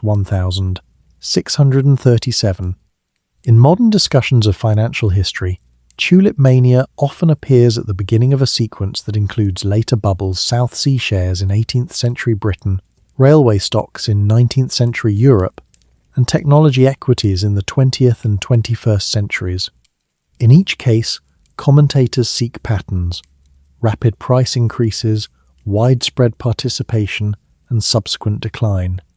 Yet the tulip episode differs in scale and consequence from many later financial crises. It involved a relatively small segment of the Dutch population and did not undermine core economic institutions. Its resolution through local compromise reflects the adaptability of the Republic's governance. As we move further from the immediate aftermath, it becomes clear that Tulip Mania's greatest impact lies in memory and metaphor. The flower that once bloomed in Ottoman gardens and later in Dutch courtyards became shorthand for speculative excess. Its petals, once admired for their colour, came to represent the fragility of market confidence. In the centuries since, scholars have continued to refine understanding of the episode, drawing upon archival research to separate documented fact from embellishment. The result is a portrait less dramatic than early pamphlets suggested, yet no less instructive. Tulips still bloom each spring in the Netherlands, cultivated on a scale unimaginable to 17th century growers. Their presence today owes more to agricultural innovation and global trade than to the brief winter of speculative enthusiasm. The flower's long history encompasses far more than the episode that made it famous in economic lore. The story of Tulip Mania thus moves beyond its immediate context into broader reflection. It reveals how markets are shaped not only by supply and demand, but by shared narratives. It shows how memory can amplify certain features while obscuring others, and it reminds us that beauty and value, though often intertwined, follow different logics. While pamphlets and later writers shaped the legend of Tulip Mania, the lived experiences of those who participated in the market were more varied and more ordinary than the dramatic retellings suggest. The surviving notarial records and municipal documents reveal individual decisions made within specific circumstances. These records allow us to look more closely at who engaged in tulip trading and why. Many participants were artisans, brewers, bakers, weavers, carpenters, men who belonged to guilds and earned stable incomes. They were not detached speculators, but members of tightly woven communities. Their involvement in tulip contracts often represented an extension of familiar commercial habits. Guild members were accustomed to buying raw materials in advance, negotiating prices, and assessing market conditions. A tulip contract, in structure, resembled other forward agreements. Merchants also participated, though not uniformly. Some established traders appear in records as buyers or sellers of bulbs. For them, tulip contracts formed a small component of broader portfolios that included grain shipments, textiles, or shares in trading companies. Their engagement reflected curiosity and opportunity, rather than dependence. There were growers whose livelihoods centered on horticulture. In towns like Haarlem, specialized bulb cultivators maintained gardens dedicated to tulips and other flowers. For these individuals, rising prices during the winter of 1636-1637 offered tangible benefit. They had invested years in propagation. The escalation in value allowed them to realize returns that rewarded patience and expertise. When the downturn came, growers faced decisions about whether to honor contracts or renegotiate. Some had sold bulbs at high winter prices and already received partial payment. Others had agreed to purchase additional stock in anticipation of continued appreciation. The impact on them depended on timing and the scale of their commitments. Notarial archives record cases in which buyers and sellers sought to settle disputes amicably. Agreements were rewritten to reflect lower prices. In some instances, parties accepted reduced sums in recognition of changed conditions. These negotiations demonstrate that relationships often mattered more than strict enforcement. Reputation within the town influenced outcomes. For artisans who had entered the market late, hoping to resell contracts at profit, the decline meant forfeiting deposits or negotiating cancellation fees. While such losses could be disappointing, evidence suggests that few households were ruined entirely. The tulip trade rarely represented the entirety of a family's assets. Participants had diversified interests: property, tools, inventory, savings. The popular image of citizens exchanging houses for bulbs has limited documentary support. While a few exceptional transactions involved high sums, they did not typically involve immediate transfer of real estate for a single flower. Rather, contracts recorded monetary amounts equivalent to substantial assets, though payment structures varied. The rhetoric of later pamphlets magnified these figures into simplified anecdotes. The episode also touched women's lives, though less prominently in surviving records. Widows and wives occasionally appear as parties to contracts, either managing estates or participating in transactions alongside husbands. In the Dutch Republic, women could engage in business within certain legal frameworks. Their presence in tulip trading reflects broader patterns of commercial participation. Clergy and educated professionals commented on the episode as observers rather than participants. Sermons delivered after the downturn sometimes framed the rise and fall as a lesson in humility. Yet these interpretations coexisted with practical municipal measures that addressed disputes without moral condemnation. One striking feature of the tulip episode is the absence of widespread violence or unrest. Markets adjusted, contracts were renegotiated, and daily routines continued. In societies where speculative collapse has triggered riots or political upheaval, Tulip Mania appears comparatively contained. The Dutch Republic's social cohesion and decentralized governance contributed to this stability. The winter trading practices themselves merit closer attention. Taverns served as venues not because of disorder, but because they provided neutral meeting spaces. Groups often formalized their gatherings with established customs. The payment of wine money signaled closure of an agreement. Notaries sometimes recorded transactions afterward to ensure clarity. The structure of deposits influenced outcomes. Because buyers were not always required to pay the full contract price up front, defaulting did not necessarily mean insolvency. The municipal compromise allowing cancellation for a fixed percentage formalized this reality. The loss was capped, limiting cascading failure. It is also notable that many participants likely saw tulip trading as temporary opportunity rather than long-term vocation. The winter season, when agricultural work slowed, provided time for meetings and negotiation. In this sense, tulip contracts filled a seasonal niche in economic activity. As spring of 1637 unfolded, some bulbs changed hands at renegotiated prices. Others remained with original owners. The physical plants bloomed regardless of contractual disputes. Their brief display served as a reminder that beneath financial abstraction lay a living organism subject to natural cycles. In the years immediately following, tulip trading diminished in scale, but did not cease entirely. Records from the late 1630s and 1640s indicate continued sales at more moderate prices. Growers adapted to reduce demand by focusing on reliable customers and sustainable propagation. The personal stories embedded in archives resist simple categorization. Some individuals likely profited, others incurred manageable losses. A few may have suffered more significant setbacks, yet the overall pattern suggests adjustment rather than devastation. Later generations, seeking dramatic examples of speculative folly, often overlooked these nuances. The lived reality of 17th century towns involved negotiation, compromise, and continuation. Tulip Mania, though memorable, did not define the identity of those who experienced it. In understanding the episode through individual experiences, one sees a society engaging with opportunity within established norms. Contracts were written, disputes were heard, compromises were crafted.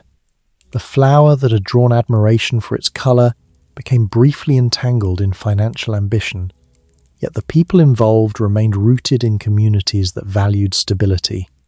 As time passed, many participants returned to their primary trades. Artisans resumed workshops, merchants continued voyages, growers tended gardens.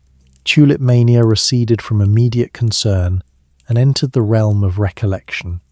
What endured most strongly was not the financial strain but the story itself, a narrative that would be reshaped and retold in ways that sometimes obscured the measured responses of those who lived through it. The Tulip's brief season of intense speculation thus reveals ordinary individuals navigating extraordinary prices with tools familiar to them: negotiation, contract, and communal adjustment. As the tulip market settled after the winter of 1636-1637, attention gradually shifted from immediate disputes to broader reflection. February had marked the decisive turning point, yet it did not unfold as a single dramatic day. Rather, it consisted of a series of hesitant auctions and cautious buyers. The significance of that month becomes clearer when viewed within the structure of Dutch commercial life. Auctions in towns such as Haarlem had previously attracted active bidding. Sellers presented collections of bulbs, and buyers competed with confidence shaped by recent price trends. When, in early February, one auction failed to secure expected bids, it introduced uncertainty. The hesitation did not produce panic, but it disrupted momentum. In markets driven by expectation of rising value, even a brief pause can alter perception.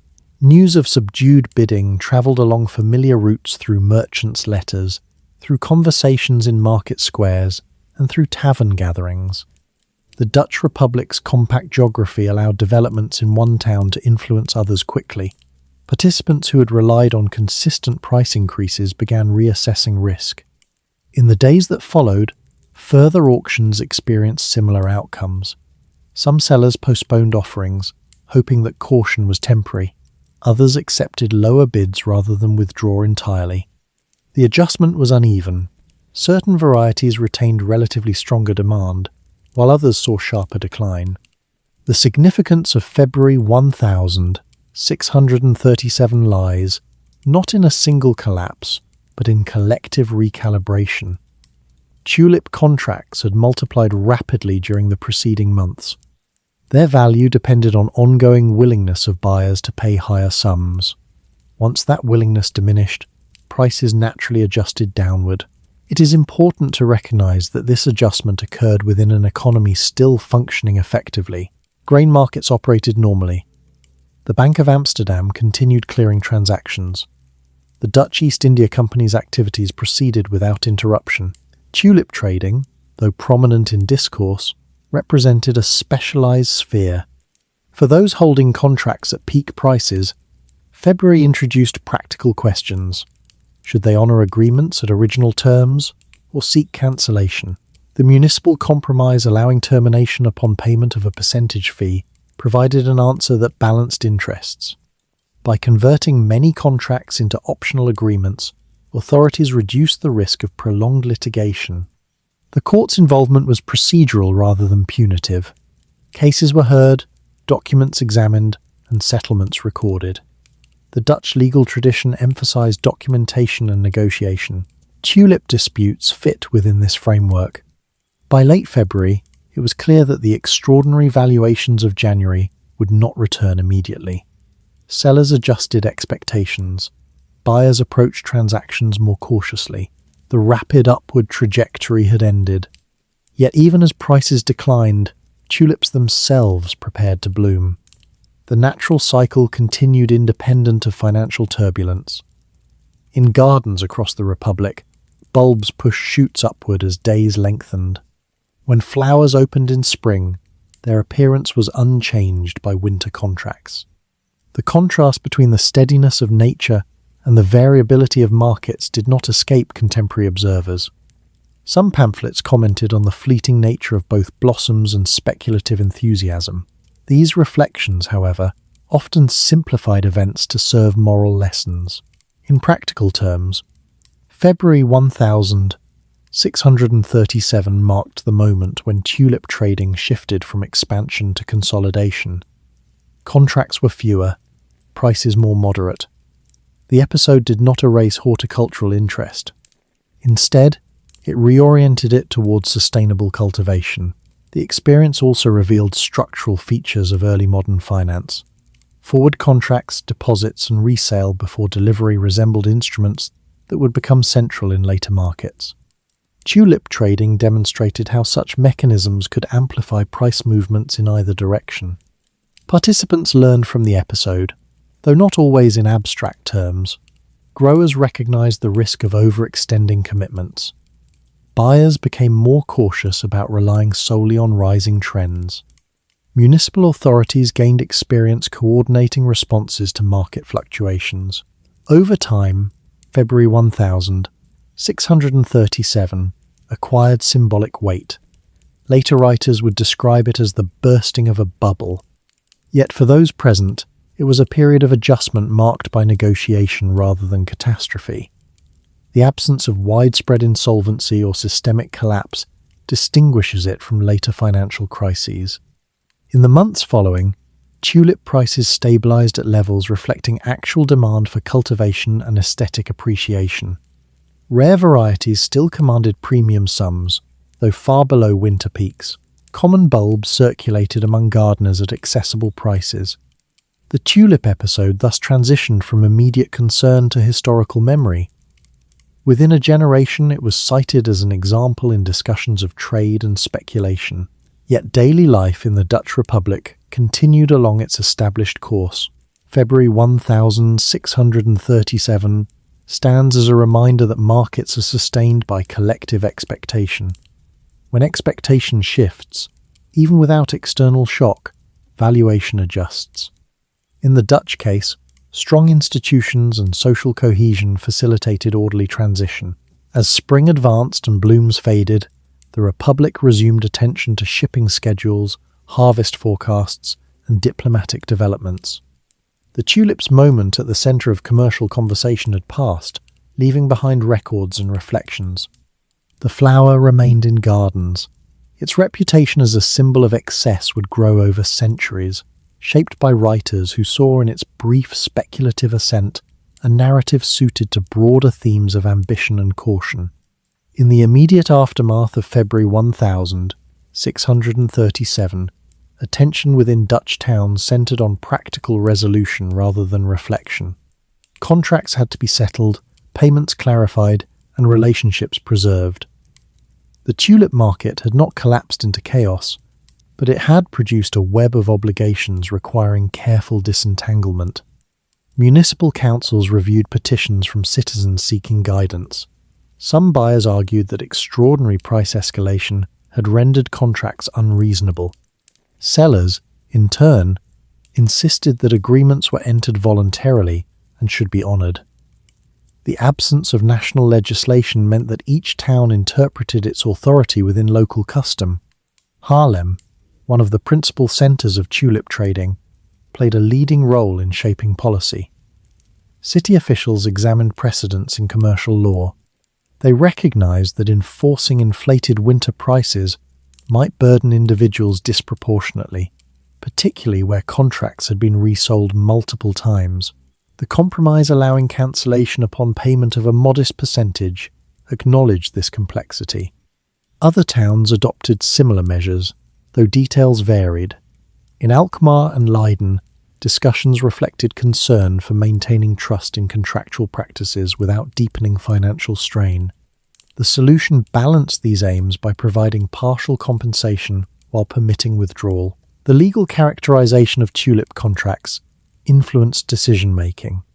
Because many agreements had been concluded during winter while bulbs remained planted, and because resale had occurred without physical delivery, authorities viewed them as somewhat distinct from ordinary commodity sales.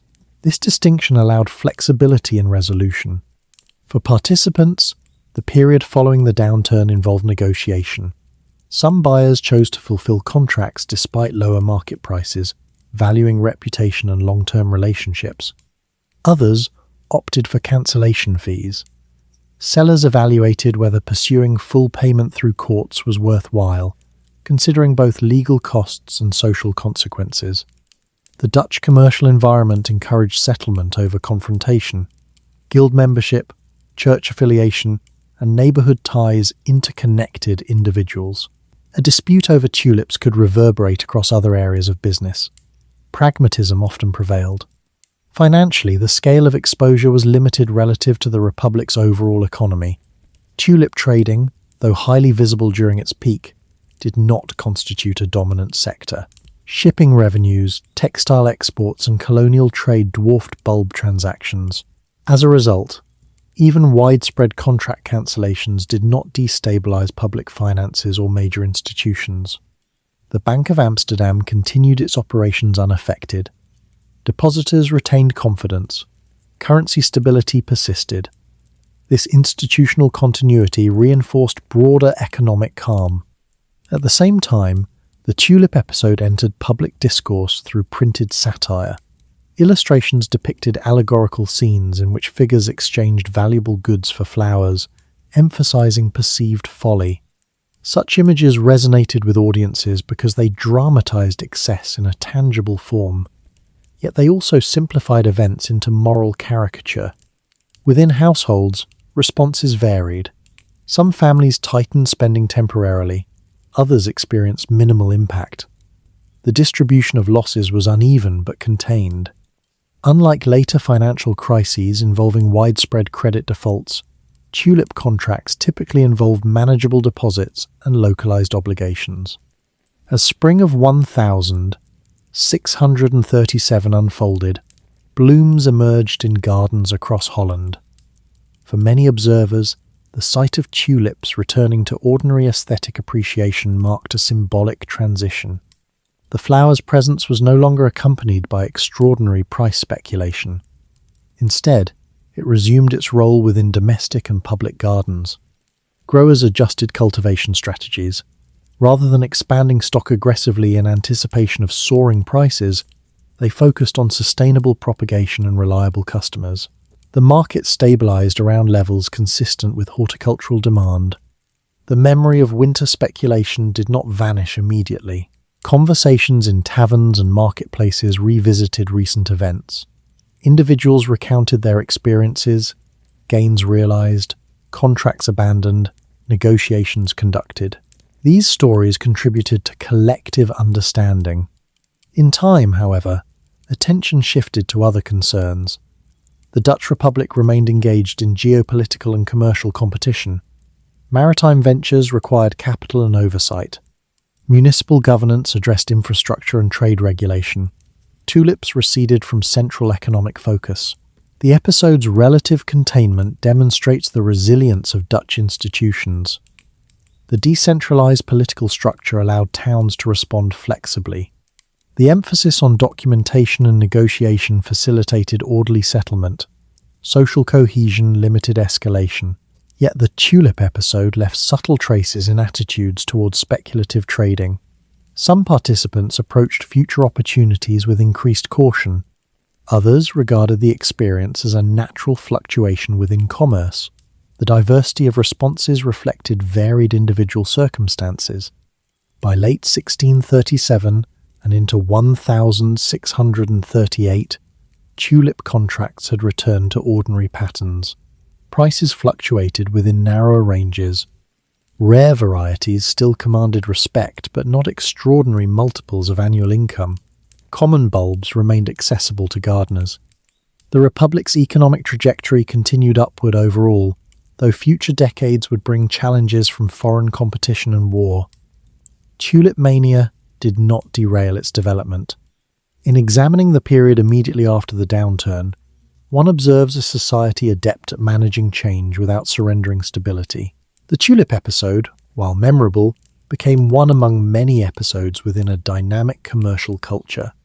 As disputes from the winter of 1636-1637 moved through municipal channels, the Dutch Republic faced a quiet but important question. How should a commercial society define the limits of obligation when expectation shifts rapidly? The tulip contracts had exposed ambiguities within customary practice. Addressing them required legal clarity without undermining the broader culture of trade. City councils consulted legal scholars and examined Roman law traditions that influenced Dutch jurisprudence. The distinction between a binding sale and a speculative wager emerged as central. If tulip contracts were deemed ordinary sales agreements, full enforcement would follow. If they resembled wages dependent on uncertain future conditions, greater flexibility could be justified. In several towns, authorities concluded that winter tulip contracts occupied a grey area. Because bulbs were not delivered at the time of agreement and because resale occurred frequently without intention of physical possession, the contracts displayed characteristics of option-like instruments. This reasoning supported the compromise, allowing buyers to withdraw upon payment of a fixed percentage. The percentage, commonly around 3.5% of the contract price, functioned as compensation for the seller's opportunity cost. It acknowledged that a binding promise had been made while recognizing changed circumstances.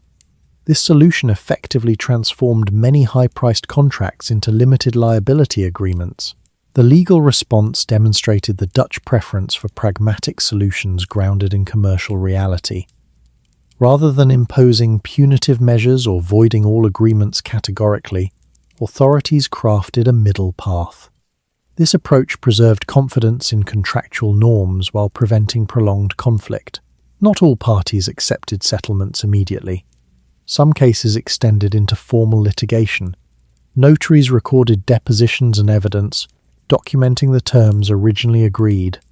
Courts weighed whether specific contracts fell under municipal ordinances permitting cancellation. Outcomes varied, reflecting local interpretation and the particulars of each case. The tulip episode also influenced discussion about future regulation. Though no sweeping national reform followed, awareness increased regarding speculative contracts in goods not yet delivered. Municipal leaders became more attentive to the scale of such trading. Informal gatherings in taverns continued, but with heightened awareness of risk. Outside the courtroom, the social dimension of dispute resolution remained significant.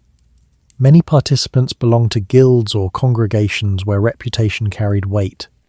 Negotiated compromise often proved preferable to adversarial proceedings. In this environment, trust could be restored through dialogue. The Dutch Republic's decentralized structure allowed diversity in local responses while maintaining general coherence. Towns communicated about their decisions, reducing the likelihood of conflicting judgments that might undermine trade between jurisdictions. The coordination, though informal, reflected shared interest in stability. From an economic perspective, the legal settlement prevented cascading defaults. By capping losses at manageable levels, authorities limited financial contagion. The absence of systemic crisis underscores the proportionate scale of tulip trading within the broader economy. At the same time, the episode enriched contemporary understanding of risk. Participants recognized that forward contracts carried exposure beyond immediate cash outlay. Deposits could limit loss but did not eliminate uncertainty. The interplay between leverage and expectation became more visible. Tulip cultivation continued, and new varieties emerged in subsequent years. Growers applied lessons about pacing expansion and maintaining reliable clientele. The flower remained a valued ornamental plant, integrated into domestic and public gardens. In intellectual circles, the episode contributed to discussions about commerce and morality.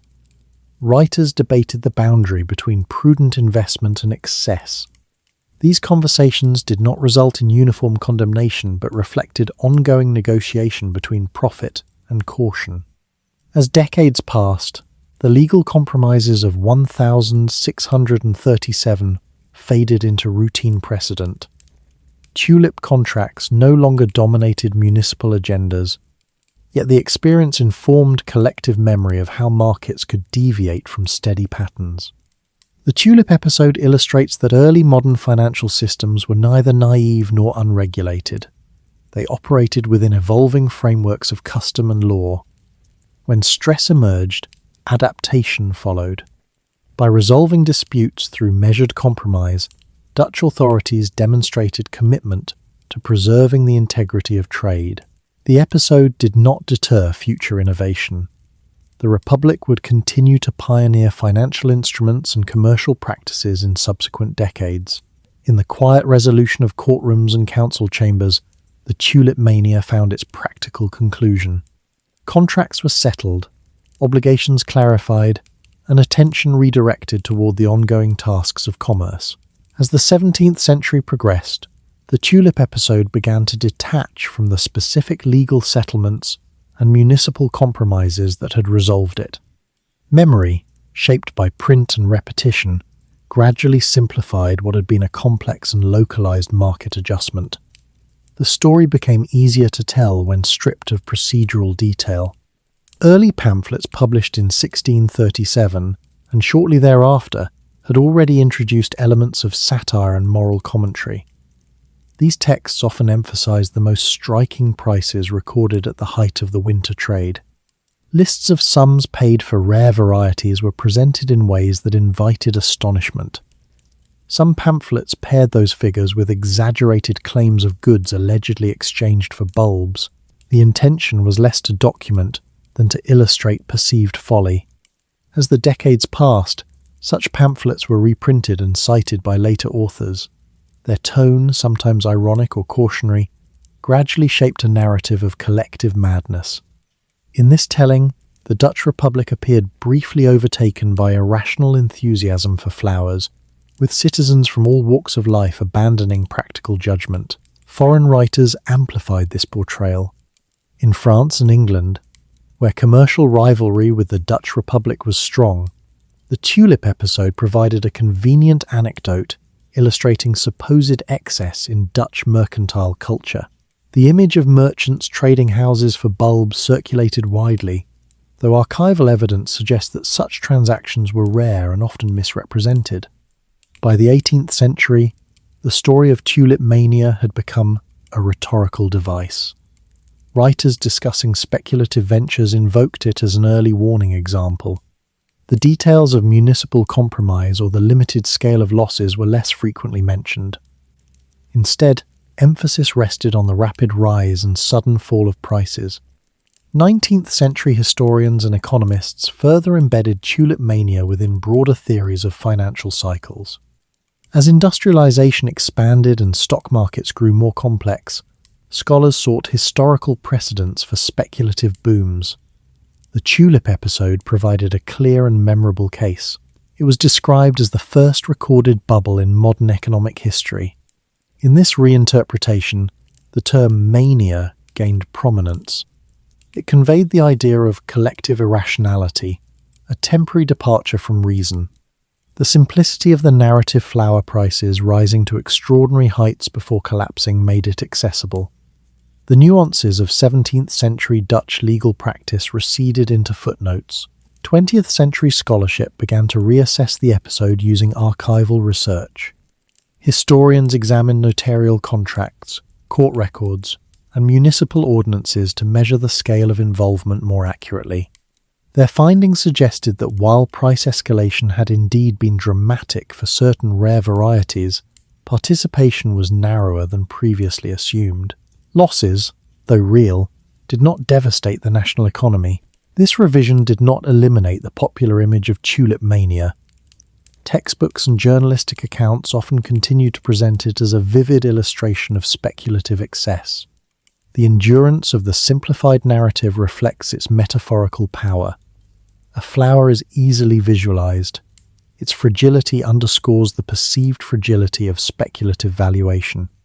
Within the Netherlands, tulips evolved into symbols of national identity, particularly through large-scale cultivation in later centuries. The connection between the country and the flower deepened not because of the speculative episode, but because of agricultural development and export success. Modern tulip fields represent continuity and innovation rather than mania. The divergence between popular memory and archival reality highlights the influence of narrative framing. Events that lend themselves to moral interpretation often acquire exaggerated features over time.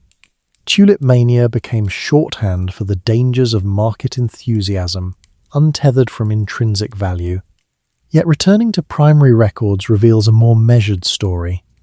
Contracts were negotiated, disputes were settled, institutions remained intact. The Dutch Republic continued its commercial expansion. Tulips remained cultivated and admired. The reinterpretation of tulip mania also reflects changing intellectual climates. During periods of financial instability in later centuries, commentators revisited the episode to draw parallels. The South Sea bubble of 1,720 inches Britain, railway speculation in the 19th century, and stock market fluctuations in the 20th century all invited comparison. Tulip Mania served as an early chapter in a longer history of speculative cycles. This layering of interpretation complicates efforts to distinguish fact from embellishment. Historians must disentangle 17th century records from 18th and 19th century retellings. The process reveals how historical events can acquire symbolic significance beyond their immediate impact. Tulip Mania's endurance as a case study owes partly to its narrative clarity. The idea of a society captivated by a flower is vivid. It suggests contrast between utility and beauty, between reason and desire. Such contrasts attract retelling. However, the Dutch Republic's experience demonstrates that speculative episodes need not result in systemic collapse. Strong institutions, social cohesion, and pragmatic governance can absorb market fluctuations. This perspective tempers the moralizing tone of some later accounts. As scholars continue to examine early modern finance, Tulip Mania occupies a place within broader patterns of economic innovation. The use of forward contracts and limited deposits foreshadowed later derivatives and option markets. The episode illustrates how financial instruments can magnify expectations. Over time, the tulip itself outlived the narrative attached to it.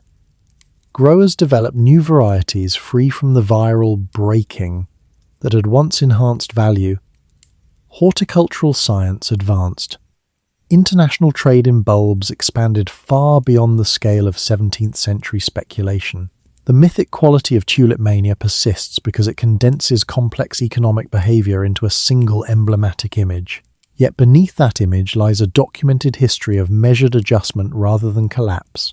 When historians returned to municipal archives and notarial registers to measure the actual economic impact of Tulip Mania, a more proportionate picture emerged. The episode had been striking, but its scale relative to the Dutch Republic's overall economy was limited. Understanding this context is essential to placing the event within the broader narrative of the Dutch Golden Age. The Dutch Republic in the 1630s was a maritime and commercial power whose prosperity rested primarily on shipping, trade in grain and Baltic goods, textile production, fisheries, and overseas ventures through chartered companies. The value of cargoes moving through Amsterdam's port far exceeded the aggregate sums involved in tulip contracts. Even at their peak, high-priced bulb transactions represented a small fraction of total commercial activity. Tax records and trade data from the late 1630s do not indicate widespread economic contraction. Shipbuilding continued. Imports and exports maintained momentum. The Bank of Amsterdam did not experience instability. The Dutch East India Company remained operational, distributing dividends and financing voyages. These indicators suggest that tulip speculation did not undermine foundational institutions. This is not to deny that individuals experienced losses. Participants who had entered the market late and committed substantial sums relative to their means felt the impact. Some forfeited deposits, others renegotiated contracts at lower prices. Yet available evidence does not support claims of large-scale bankruptcies across social classes. One reason for this limited systemic impact lies in the structure of tulip contracts. Deposits were often modest relative to the full agreed price. When buyers chose to withdraw, they typically lost only that initial payment or the cancellation fee determined by municipal compromise. This limited liability reduced the potential for cascading insolvency. Furthermore, tulip trading was geographically concentrated, particularly in towns like Haarlem. While interest existed elsewhere, the most intense activity appears localized. The decentralized nature of the Dutch Republic meant that fluctuations in one town did not necessarily spread uniformly across provinces. The Republic's diversified economy provided additional resilience. Merchants rarely depended solely on tulip trading. Artisans maintained primary trades. Growers cultivated other crops alongside tulips. This diversification mitigated risk. The cultural environment also favored stability. High literacy rates and established legal procedures facilitated orderly resolution of disputes. The absence of a centralized monarchy did not imply disorder. Rather, urban regents exercised authority within structured councils. Their pragmatic response to tulip contract disputes reinforced confidence. In examining actual economic impact, historians have compared the scale of Tulip Mania to later financial bubbles. The contrast is instructive. Episodes such as the South Sea Bubble or 19th century railway speculation involved extensive public participation and substantial capital relative to national economies. Tulip Mania, though dramatic in price escalation for specific goods, did not mobilize comparable proportions of wealth. The enduring perception of widespread ruin stems largely from later retellings that emphasized extraordinary individual transactions without contextualizing them within overall economic volume. Archival research suggests that while certain rare bulbs commanded high prices, the majority of transactions occurred at more moderate levels. Another factor tempering impact was the short duration of peak speculation. The most intense price escalation appears concentrated in the winter months of 1636, 1637. Such brevity limited exposure.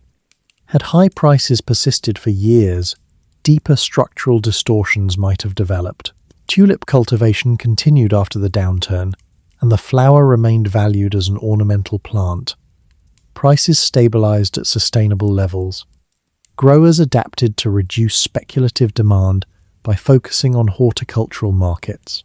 The Dutch Republic itself faced other challenges in subsequent decades, including military conflict and increasing competition from England.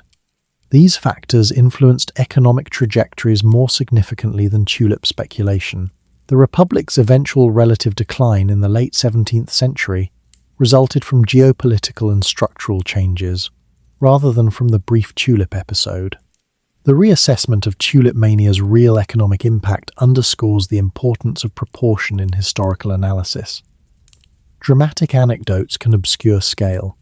By situating the episode within the full spectrum of Dutch commercial life, one sees that it represented a fluctuation rather than a foundational crisis. Yet the limited material impact does not diminish its interpretive value. Tulip Mania remains instructive because it reveals how markets can expand rapidly under conditions of rising expectation and how they can contract when confidence shifts. It demonstrates that even sophisticated commercial societies are not immune to speculative enthusiasm. The Dutch Republic's ability to absorb the episode without systemic disruption highlights institutional maturity. The Bank of Amsterdam's stability, the resilience of maritime trade, and the adaptability of municipal governance collectively prevented escalation. In modern economic discourse, Tulip Mania is often invoked as the archetype of irrational exuberance. The phrase suggests deviation from reason. However, archival evidence portrays participants acting within familiar commercial frameworks. They assessed opportunity based on recent price trends and on perceived scarcity. Their miscalculation lay not in abandoning rationality, but in overestimating the persistence of appreciation. This nuance matters. It shifts the narrative from collective madness to collective optimism, constrained by biological limits and market psychology. Tulips could not multiply quickly enough to sustain escalating expectations. Once prices exceeded what future buyers were willing to pay, adjustment followed.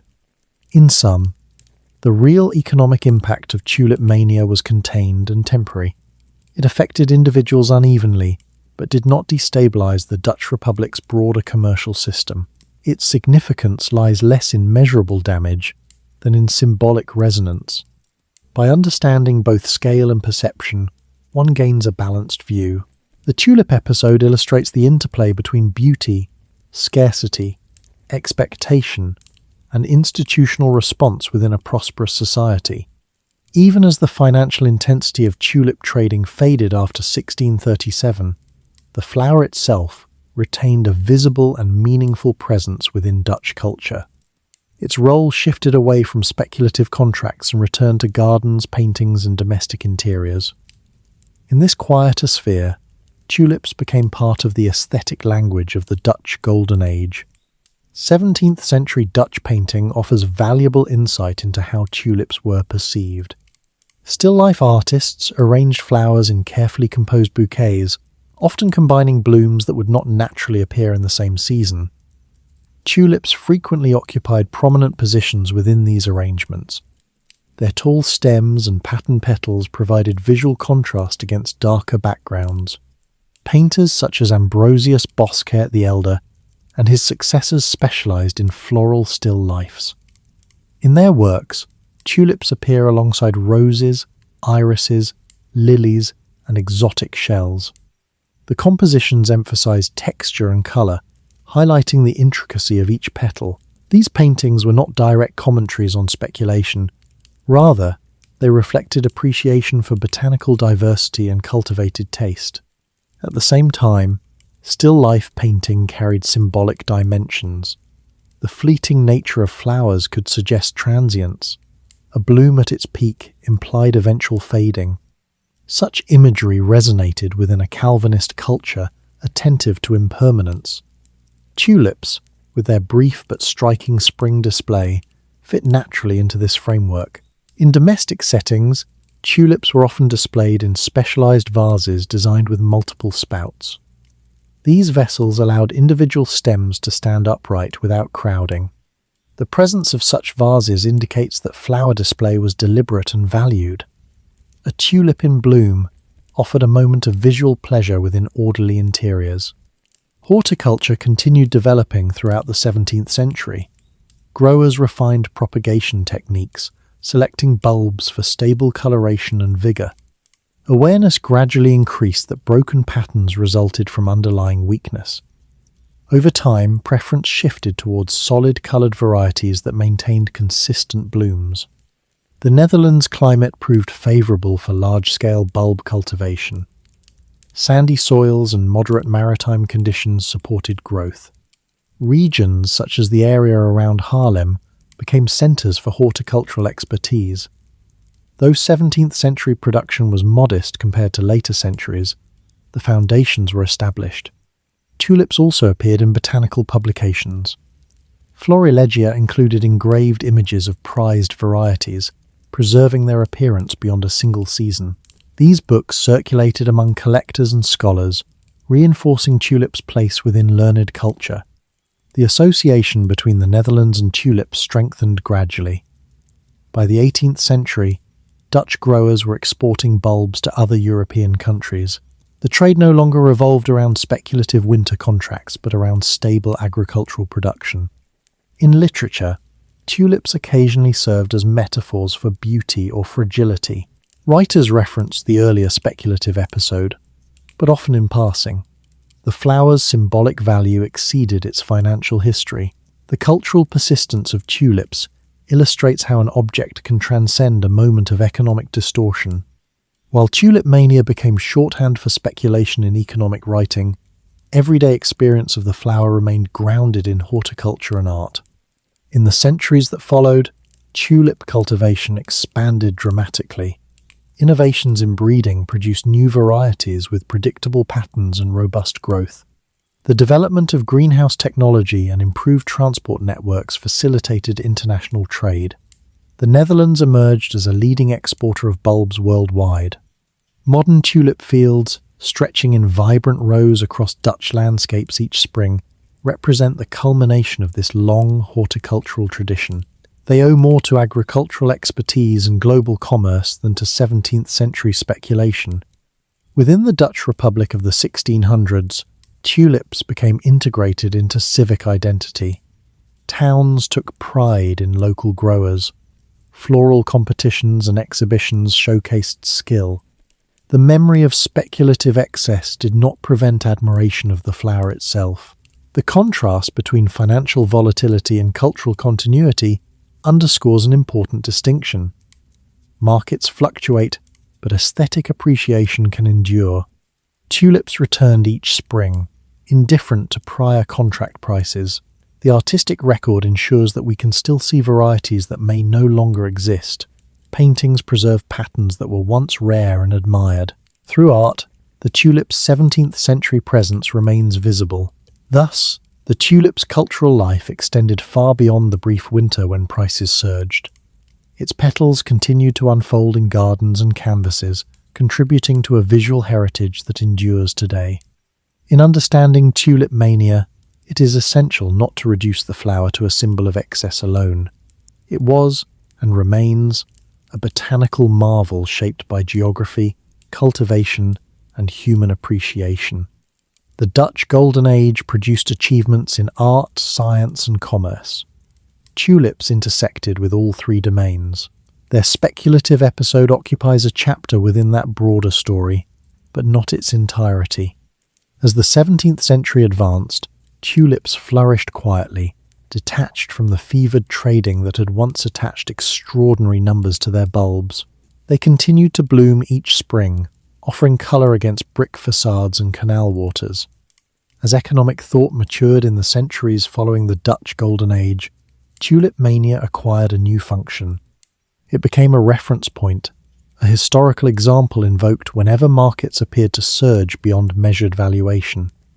The flower's brief winter ascent in 1636-1637 entered the vocabulary of speculation. In the 18th century, when Britain experienced the South Sea bubble, commentators drew comparisons. Shares in the South Sea Company had risen sharply before collapsing, leaving many investors with losses. Writers seeking precedent pointed back to the Dutch tulip episode. The parallel, though imperfect in scale and consequence, reinforced the idea that speculative cycles were not new phenomena. During the 19th century, as railway construction expanded across Europe and North America, similar patterns of enthusiasm and correction emerged. Investors funded ambitious infrastructure projects, anticipating long-term returns. When some ventures failed to meet expectations, critics again invoked Tulip Mania as a reminder of earlier overreach. By the 20th century, Tulip Mania appeared regularly in economic textbooks. It was presented as the earliest recorded speculative bubble. Students learned of merchants paying extraordinary sums for bulbs and of sudden decline when buyers withdrew. The narrative, often condensed into a few paragraphs, emphasized price escalation and collapse. In the late 20th and early 21st centuries, rapid expansion of technology companies and digital assets prompted renewed interest in historical analogies. Financial journalists referenced Tulip Mania when discussing stock market volatility or new forms of investment. The flower became shorthand for exuberance detached from tangible value. Yet, careful scholarship has continued to refine understanding. Historians have emphasized that the Dutch Republic's tulip trade was more localized and less destructive than later bubbles. They have highlighted municipal compromise and institutional resilience. This reassessment tempers analogy while preserving relevance. The enduring appeal of Tulip Mania lies partly in its clarity. A flower is easy to visualize, its bloom is brief, its value once soared. Such imagery resonates in discussions of assets whose prices fluctuate rapidly. However, analogies risk oversimplification if context is ignored. The Dutch Republic of the 1630s was not an immature market, vulnerable solely because of naivety. It possessed advanced financial institutions, including a central clearing bank and a global trading company. Tulip speculation arose within this sophisticated framework, not outside it. Comparisons to later bubbles reveal both continuity and difference. In each episode, new opportunities or novel goods attract attention. Rising prices draw participants seeking profit. Momentum builds as expectations reinforce one another. Eventually, confidence shifts and prices adjust. The differences lie in scale, leverage, and systemic integration. Tulip Mania involved a limited commodity within a diversified economy. Later financial crises often entangled major banks, public debt, and widespread credit networks. The magnitude of impact varies accordingly. Tulip Mania's role in economic thought thus serves as both warning and illustration. It reminds observers that markets can experience rapid appreciation driven by belief in continued growth. It also demonstrates that correction need not destroy foundational institutions if exposure is contained. In the Netherlands, tulips continued to flourish long after their speculative chapter ended. By the 18th century, bulb cultivation had become more organized. Growers exported varieties to other European markets. The flower's association with Dutch identity strengthened, not because of mania but because of sustained horticultural success. Modern tulip festivals and expansive fields owe their existence to agricultural expertise developed over centuries. The speculative winter of 1636–1637 occupies only a brief moment within this longer timeline.